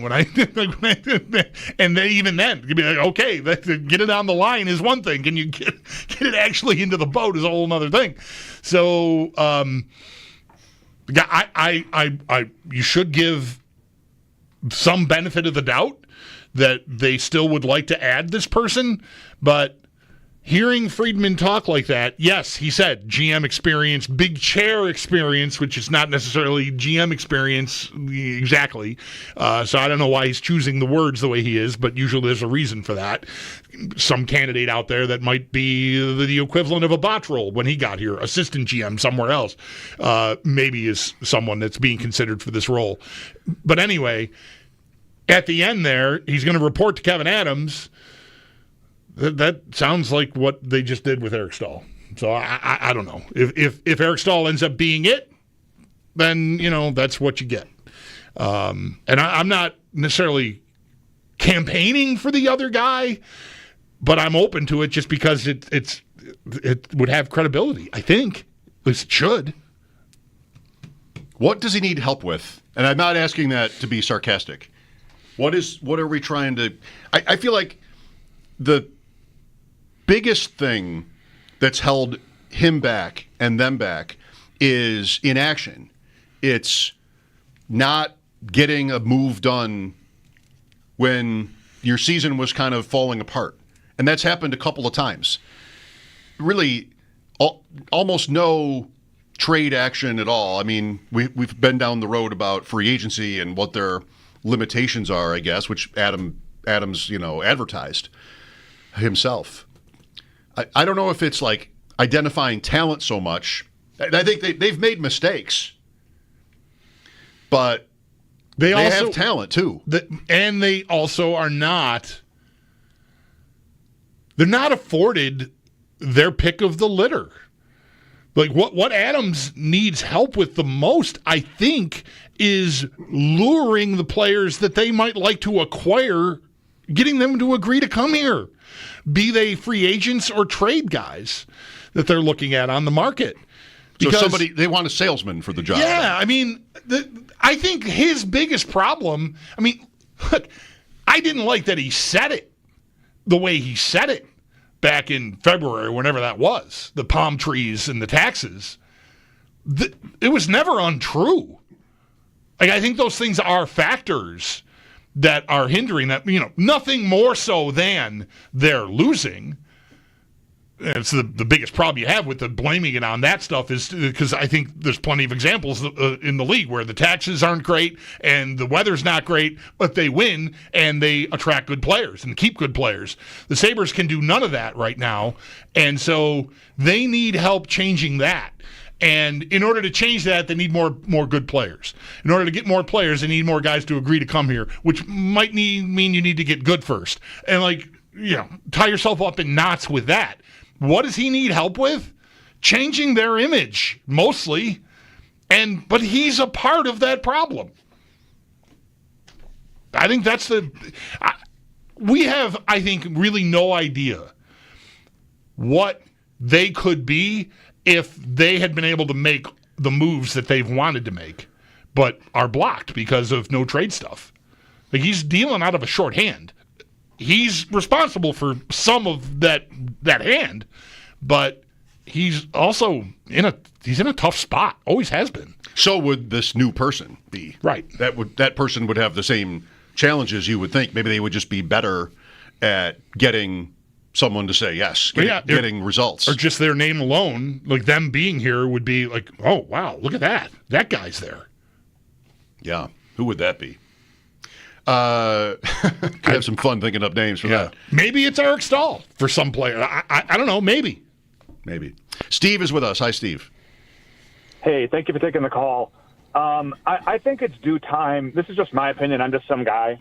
Somebody that has the ability to do deep dive investigative work, has some budget in the market. Like, I think it's more than time to get the Tyler Dunn 2023 Sean McDermott equivalent piece on the Buffalo Sabres. Like, equivalent. You know what I'm talking about, right? Like, yes. Start with the through line from July 1st, 2007, right? They have never been good since. They have literally never been good since. Start with July 1st, 2007, what actually happened. Chris Drury's never spoken on the record about it, never once. Get somebody in the room that was actually there to actually talk about what happened. Just tell the fans it's been 18 years. It's almost old enough to vote, or it is old enough to vote, right? Like, Sabres have not won a playoff series since 2007. Who was the president in 2007, right? George W. Bush, right? Like, think about where the world was in 2007. So start from there. Get me what happened with Pat LaFontaine. What did he actually do? Like, what were his roles and responsibilities? It was 11 years ago. Nobody has ever explained what actually happened. Did Tim Murray chew up an NHL official in earshot of officials right in the press box, whenever that was? It was talked about a lot after he got fired, conveniently enough. But, like, did that actually happen? What happened with that? Nobody knows, right? Like, veteran PR people, veteran C-suite people, lots of people with the C in front of their name, or the three letters with the C, lots of people there, mysteriously hired and fired, no explanation, right? Bruce Popko, John Ross, whatever his name was, right? There was a trio of people after that got hired and fired. Russ Brandon was an employee of the Sabres for some reason. What did he do? What were his qualifications, right? Like, Jason Carmanos, some level of Sabres Twitter seems to think he's actually good at his job. I have no idea what he does at this organization. Has he ever done an interview? What are his responsibilities, right? Like, day to day. Like, what does he actually do? Like, Office Space, the movie where they have the interview with the Bobs. Yeah. Tell us, what is it you do here? Like, genuinely tell me, what does he do? Because I have no idea, right? Like, I just think it's due time to somebody that has investigative access to do everything they can to win some award and get me 45,000 words on what has happened with this organization from July 1st, 2007 until today. And I would read it. I don't know. That's just my opinion. Yeah. I don't have any answers. We lost you, Steve, for just being a guy. I mean, great job. That was what he led with, right? I'm just a guy. That was great. That sounds like a 3-week mini series event on television. Is what streaming. Like, I want to develop this idea. I can participate in some of the investigative work, but that is not really an area that I have much expertise or experience in. But I want to be a part of a collaborative effort to bring this thing. I want GoFundMe, but I want the streaming rights. I want the streaming rights. But I think this is an idea that we can get off the ground. I need something else to pour myself into. I'm in the back. I'm on the back nine here. I'm turning 60 in July. This could be it. You don't have to tell me how different the world was in 2007. I say that because I know. I was sitting right here in this exact same chair, and in no way is that pathetic. Chris is next. Hi, Chris. Hi, how you doing? Thank you. Thank you. The previous caller mentioned Russ Brandon, and I think a lot of what's going on with the Sabres, with the senior advisor, reports to the GM, it smacks of something that happened during the drought in the Russ Brandon area. It sounds weird. It's not going to work in my view.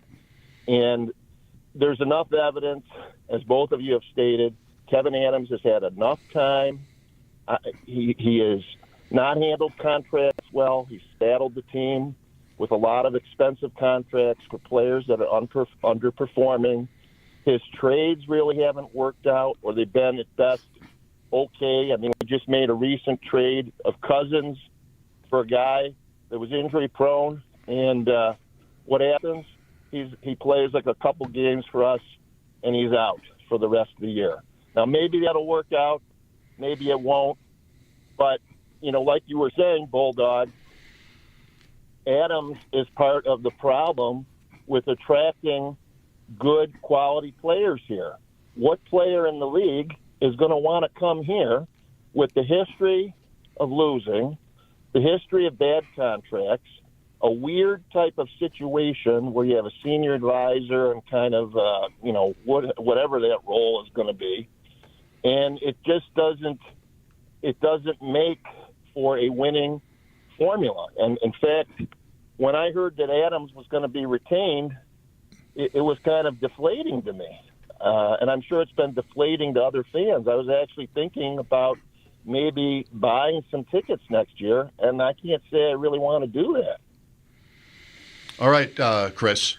I think with Adams, with the Sabres, the perspective is, with due respect to him, how was he hired in the first place?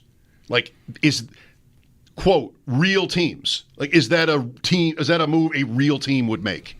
To hire somebody as GM with his experience and, just probably not. And that always with the disclaimer, because I want to make sure I'm heard saying it. That doesn't mean he can't succeed. But what general manager have the Sabres ever had that was a GM before or after? I mean, doesn't that tell you a lot? Go back pre-Regier. Regier was never a GM before and never won after, even though he was here a long time and had some success. I don't know. Bottrell just got named GM in Seattle. Oh, right. There goes that point. So, but it still holds. That's right. Largely. I mean, there's a lot more names. The streak is broken. Yeah, the streak is broken. But it's still, it's telling. And we'll put you in, even though you really don't seem qualified, we'll put you in, and we'll give you 6 years to get into the playoffs?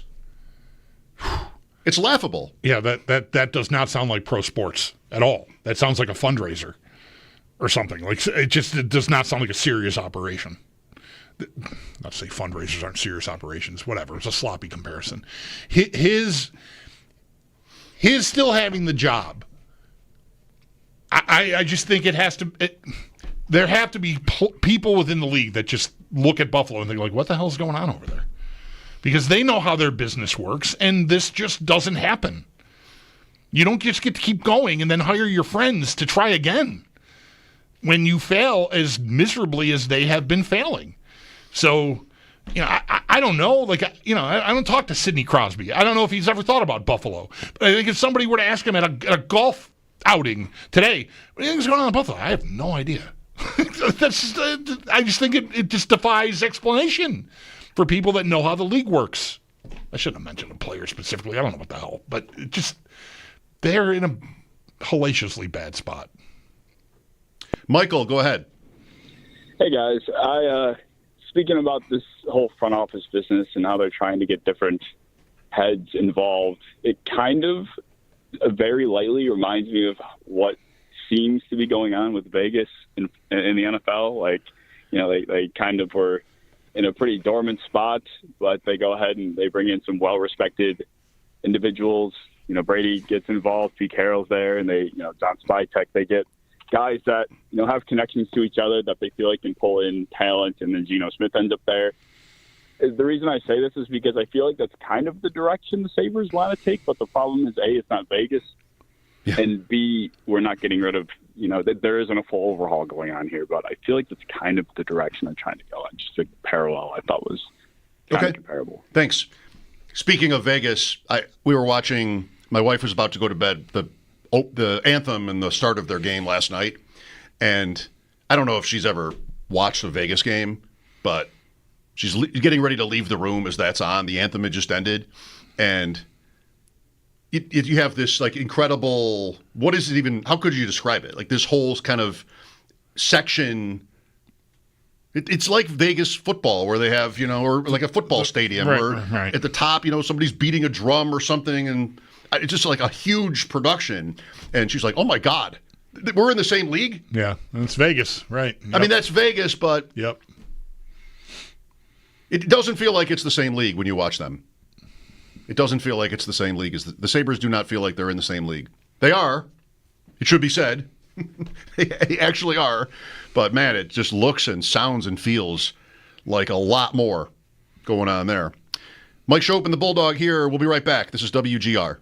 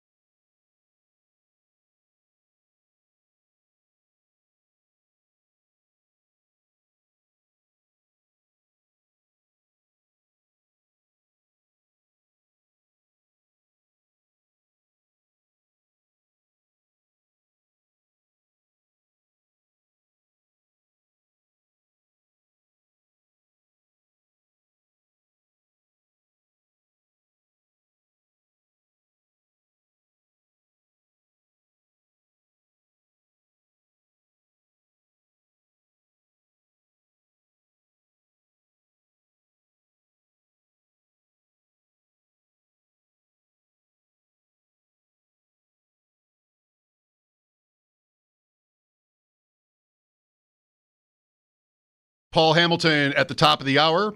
Mike Schopp and the Bulldog here. Here's Dylan next. Hi, Dylan.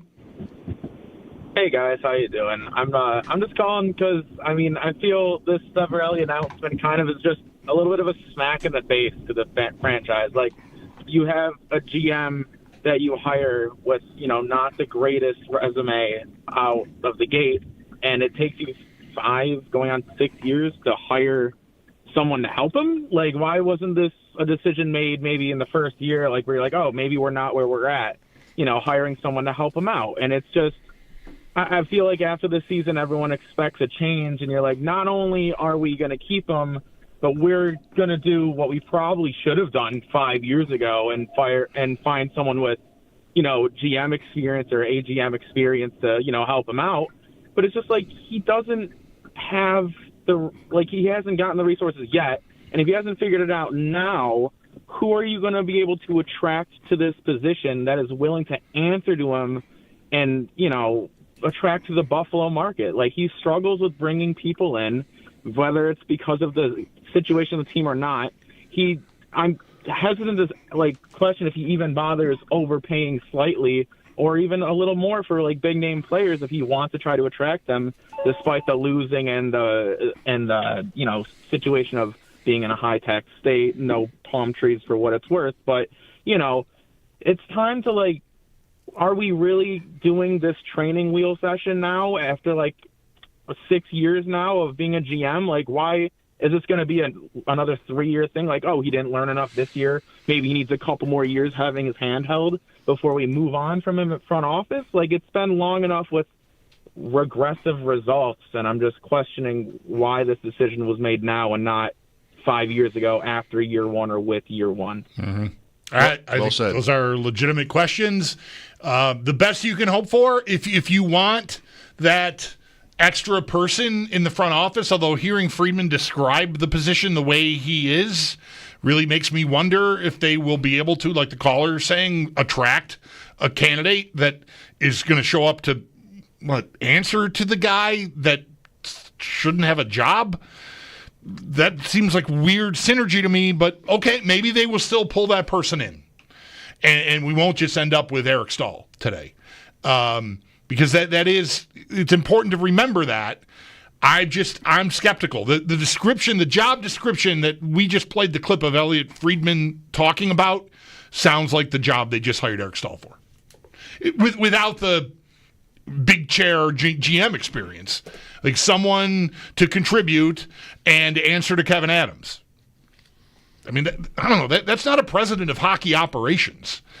At least that's not anyone with any credibility, I would think, would want to be actually the president of hockey operations and not be answering to the GM. Utah Mammoth, by the way. That has been made official. Defer to Travis on this. I don't mean defer, but I respect him, and I'm curious for his opinion on it, and he gave it, which because he knows his Utah, and he said logo's great.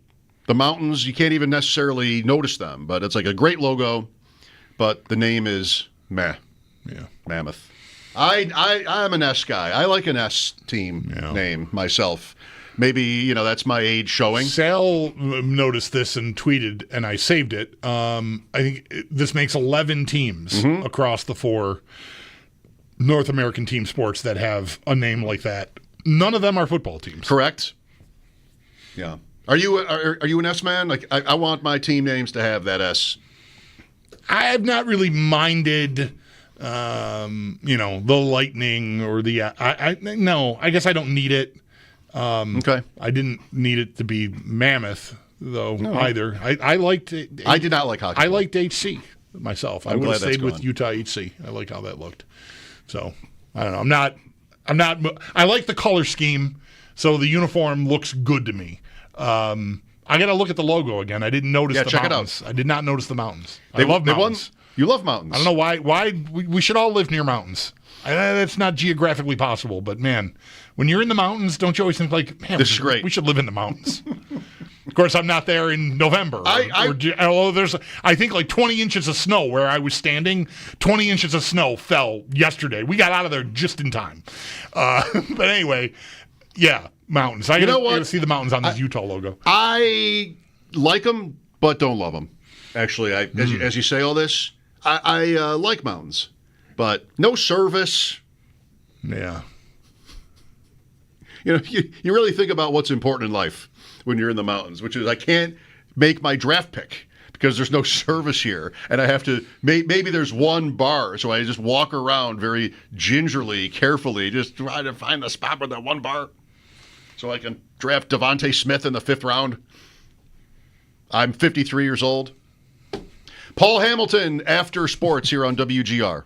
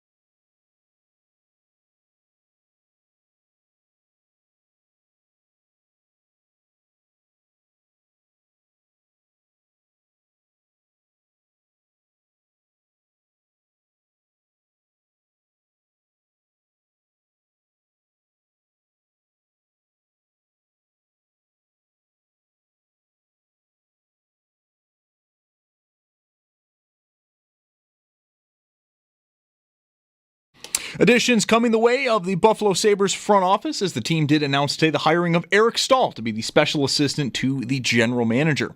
We also got a report today from Frank Saravelli that assistant coach Seth Appert has taken an increased, if not official, role with a voice in hockey operation decisions and scouting. We're going to get more on the Sabres here in the next segment as Paul Hamilton will join the show next. 2 games in the Stanley Cup playoffs tonight. 7 p.m. sees Toronto host Florida. Joseph Woll was in the starter's net for Toronto this morning, while Anthony Stolarz was absent. Then Game 1 of Jets Stars in Winnipeg. That game is going to get going at 9:30. 2 games tonight in the NBA as well. Knicks at Celtics at 7. Then the Thunder host the Nuggets at 9:30. The Cowboys made a splash trade today. They acquired wide receiver George Pickens and a 2027 6th from the Pittsburgh Steelers for a 2026 3rd and a 27th 5th round pick. Other wide receiver news, former Bill Gabe Davis released today by Jacksonville after just 1 season. Davis did sign a 3-year, $39 million deal last offseason, but this year played 10 games and caught just 20 passes. The 26-year-old played with Buffalo for 4 seasons from 2020 to 2023. And then the Bisons, they're in Minnesota. They take on the Saints just after 7:30. That game can be heard on our sister station, the Bet 1520. It's your Paddock Chevrolet Sports Update. Paddock Chevrolet celebrating 90 years of being your hometown dealership. I'm Zach Jones for WGR Sports Radio 550.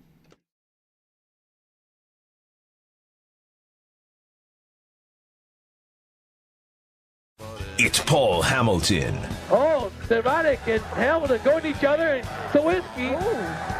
Might they do it? We have to fight. With Mike Schopp and the Bulldog.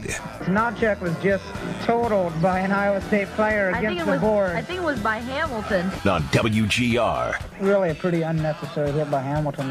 Hamilton is still awfully mad. He's being held back. Number 17, Paul Hamilton. 2 minutes for charging, 5 minutes for fighting, and a misconduct. Sports Radio 550. I love that clip. I love the Paul penalties clip. I was just thinking, like you've got a hockey career, Paul, to look back on, where we at least have one example of the arena announcer saying your name like that. Like you might rather it was for a goal or something, but still, like that's pretty great. Well, I actually scored 2 goals in the first 5 minutes of that game, and my girlfriend actually was recording that. And missed. She hadn't started it yet. So she missed the 2 goals. Otherwise, we'd have that. Maybe we would have found our way to that. Yeah, because later in the commentary they kept saying, "Well, he's not going to be able to get his hat trick." All right. Well, I like that we have it. It's funny because I just have a hard time imagining you in a rage. And I just love how meek the announcers' voices are about it, too. I think that was pretty unnecessary. I don't think you really needed to do that. Anyway, we had the pleasure to talk to Paul yesterday, and today we've got some news. Eric Stahl back in the organization as Kevin Adams' assistant. Let's start there, Paul. What are your thoughts? It's fine if you're going to bring a former player back. You've got a winner. You've got a guy who's played in this league for a long time and had a lot of respect, and I think got a lot of good experience there. Now, I don't believe they're done. I mean, I think still there's going to be a guy who has NHL experience. I mean, how long have you heard me beating the drum for a guy like Rick Dudley, who lives in Lewiston? And, is on the payroll of the Florida Panthers. But, I've been told if, let's say, Adams wasn't around anymore and he was offered this job, that he'd be very interested in it. So, that's the kind of guy I'm thinking about, in addition to this. You know what this reminds me of a little about when Daniel Briere came back with the Flyers. They basically had him do a lot of things like what they're talking about here. And then the next thing you know, he was the general manager of their AHL club. But unlike the Sabres, he went to the city and lived there as the GM. And, so it's now I'm not saying Stahl's going to be the GM of the Amerks next year or anything like that, even if Karmanos isn't back. And Karmanos has done a good job, at least with the Amerks, but as far as advising Adams and everything, nobody's done a good job because this just isn't working the way it's been set up. So, maybe Karmanos isn't going to be back. And I don't think, I know he doesn't live in Rochester. I don't know if he spends a whole lot of time there, to be quite honest. So, You can watch games on AHL TV, but still, they may be looking, if he's not back, they may be looking for somebody. I think Bottrell was the same way when he was in charge of the Penguins AHL team. He was there. The Sabres don't have that. But it reminds me a little bit about Danny Briere, when he came on with the Philadelphia Flyers, where he kind of did everything. It's almost like an internship, of, all right, we want to show you what the front office is all about, and, we're going to include you in a lot of decisions. We're going to talk to you. We're going to show you, I saw him today on with Martin Biron and Brian Duff, and basically all he said, he was asked, well, what are you going to be doing? And he didn't really say a lot other than just learning. Everything. Yeah, everything. He said, I'm going to be here starting next week. And he goes, I'm going to be a sponge, just taking everything in, learning things, different parts of the organization, giving my opinions when needed, giving his input, as he put it. So that's pretty much what it reminded me of. It's fine. I mean, I don't hate it at all. But still, there's a lot more work to be done in the hockey department. Right, and that's where the hard part really comes in here, I think, because, this can all line up. He's got, obviously, an established relationship with Kevin Adams. They won a cup together, for crying out loud. Adams traded for him when he first, early on in his GM tenure here. And so I'm sure it's not hard to, and I'm assuming Stahl wants to get into this end of the game, and so it lines up. The difficulty comes to me, Paul, in what you said a moment ago about Rick Dudley. Like, if Kevin Adams weren't here, that's a person you'd have in mind. The fact that Adams is there, and this job that apparently is still available, according to Elliot Friedman anyway, is a job that will still report to Adams. It's not above him necessarily. It's someone to help him and report to him. Going to be. Right. Yeah. I just, that seems like a tough thing to attract, say, someone like Ken Holland to, that he's going to answer to Kevin Adams.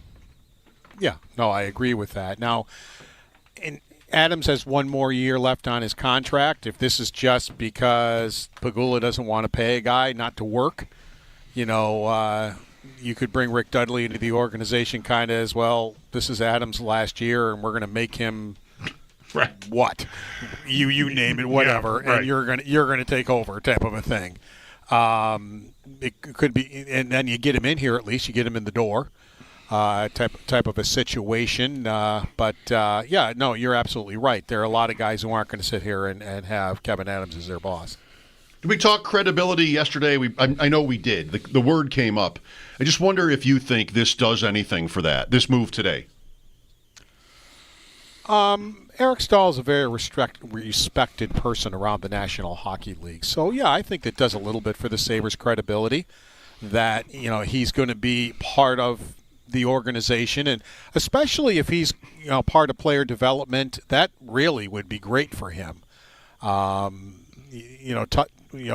to the young kids and that type of thing, and it seems like, when you read about what his responsibilities will be, it said many areas, including scouting and involvement with players and prospects. That would be absolutely great for the players and prospects to be able to have somebody like Eric Stahl around you. So, I think it does give you a little bit of credibility. I don't think it gives you much if it's the only thing you do, and that's your change in the hockey department. Then no, I don't think the organization has. But if it's part of it, yes, I think it does. Right. And, well, it is not the only news today, Paul, because there was news about Seth Appert having an expanded role, and he certainly earned that. Is he? Is that true? Well, that's kind of the way I look at it. I'm kidding when I say he know. earned No, that. Even the fact that they're considering that, is that true? That's just one guy talking about it. Is that true? Is it not? I don't know. I don't know. Okay. Sometimes this stuff gets going and it's not even true. I look at it and go, scratching my head, going, all right, what? Okay, so you're not signing off on Seth Appert has an expanded role on the team yet. Right. Okay, right. gotcha. All right. I guess I'm putting it this way. The Sabres have not confirmed that. Right, okay. And until they do, I'm just going to kind of set that aside, because I'm thinking, doesn't he have enough to do coaching a power play that was one of the worst in the National Hockey League? And hanging out with as an assistant coach of the Sabres. What is this? I mean, I don't get it. So that's why it's not adding up to me. But I'm not saying it's not true. Yep. But all I'm saying is the Sabres have not confirmed it or anything else, and it just leaves me scratching my head a little bit. One or the other. Sure. You're either in the hockey department or you're in the coaching, unless that is going to be a move. Maybe he's not going to be coaching if he takes that role. Anyone there getting promoted is absurd. That's it. And so if he is being elevated, that if he's being elevated and also retained, I just don't even know what to do with it, because they did not have like the areas of the team that he was coaching, whether it was Ruff's production or whatever it was, it didn't work. It really is a significant thing that hindered them severely this year. So I don't know. Other areas where he did help in is because he knows JJ Peterka and Yuri Kulik very, very well, because he basically had them since they showed up in North America. And I thought both players made progress this year. And I know he basically kind of took both players under his wing and had a lot to do with them. So, those are one of the, some of the things that I think he's good at. I think Seth Appert is a good coach. I mean, he was an excellent coach, an excellent development coach in Rochester. Maybe that's what he's best at, is being a development coach. Maybe they see him, maybe instead of being in the coaching staff, he would be better doing X job in the hockey department instead of coaching. Maybe they feel, because I don't know if I would call it a promotion unless they make him the general manager or something. Right. But he might have a role in the hockey department that, we think he's better suited for. They might feel. So we'll just see. We'll see how it boils down to. But it doesn't jive to me right now. It just that he's going to be doing both. You okay with the timetable of all this, Paul? I mean, you see moves that happen like right after the season around the league. It doesn't mean that they have to be then. I mean, this seems like more deliberate. Is it okay going at this pace? Yeah, well, the pace was determined by the NFL draft. I mean, Terry Pegula wants to be part of that. He wants to be part of the meetings. He wants to be part of the whole thing. So he really didn't have time to deal with the Sabres until after the draft was over. So then he dealt with the Sabres. Now, if he's looking for a general manager and he knows he's going to be looking for a general manager, well, I think you got to take care of that before the NFL draft and start that process in conjunction with the draft. Because, I would agree with you, waiting till after the draft and then you're deciding you're going to fire your general manager and you're just going to start looking then, puts you behind the 8 ball a little bit, or if you're firing your coach, which we knew they weren't going to do. Kevin Adams already said they weren't going to do that. And if Kevin Adams is the one saying we're not, we're retaining, Lindy Ruff, I think that was just another example when we were talking about before the season ended that he's not going anywhere. Right. I don't think he's making that statement if there's a chance he's going to be going anywhere. And so with that in mind, all right, you got the draft done, and then they could have met. As I told you, he was not in Rochester for Game 2 on Sunday. So he might have been meeting with Terry Pegula, who had been done with the draft on Saturday. By the way, my last question, you slipped in earlier talking about Pegula and the plans here, not wanting to pay someone to not work anymore with respect to Adams' contract. I mean, there's been a lot of that. Do you think or even know that that's the thing now? Well, there are a lot of people who believe there is a Terry Pegula imposed salary cap. Adams has denied that vehemently how many times? As I told you, being $6 million under the cap bothered a lot more people than it bothered me. I don't think that's that far under. And I never heard once that a player was not acquired because it would have gone over a self-imposed salary cap. Had I heard that, then I would have a completely and totally different opinion about what we're talking about here. But I didn't think being around $6 million under the cap was that big of a deal until it is a big a deal. Until I hear that, no, we can't acquire players because even though the cap's going up to X amount of dollars in the next 3 years, we're not going to be up to that cap because we can't spend that kind of money because we're the Buffalo Sabres. when I start hearing that, then I'll have a completely different opinion on it. It more to me than not spending the money always felt to me like they couldn't find a player to spend it on. Yeah, I agree. Right? To an extent. Yeah. Like that I'm connecting a lot of dots there. Palm trees and taxes and all the stuff, but like I feel like Adams obviously doesn't want to say that, but when I see that money there, I just think they might have had a guy in mind when they bought out Jeff Skinner, and they couldn't get him to come. Natchez and Ehlers, they Right. would cost money, right? And they were after him. It wasn't like they weren't trying, but they weren't able to do it. But yeah, that would have cost money, and that would have added to the salary cap. So, again, right now, I'm saying I don't think it's a big deal, but that could become a big deal later on. Who knows? And I kind of veered off from the question about not wanting to pay Adams. I mean, I do know Terry Pegula despises having to pay. When he was paying Bottrell and Murray, and I'm missing one. Coaches. Krieger, maybe? Kruger, yeah. Kruger. When he was paying all those guys not to be around, it bothered him a lot. So that might have been part of his decision. I can't tell you that. We never get a chance to talk to him, and we're not privy to his meetings. So, but I do know that he found it very distasteful to have to pay people that weren't working. All right, Paul. Thanks again. All right, take care. There's Paul Hamilton on the West Her Hotline. His appearances are brought to you by Equitable Advisors. Planning for your future is about more than just money. Let Equitable be your guide. And by Relax Honda. Relax, we got this. I think that adds up.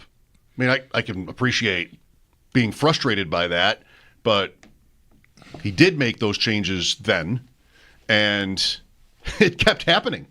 They kept losing. And so maybe, like for a GM, I didn't know Adams' contract situation, but Paul said 1 year left.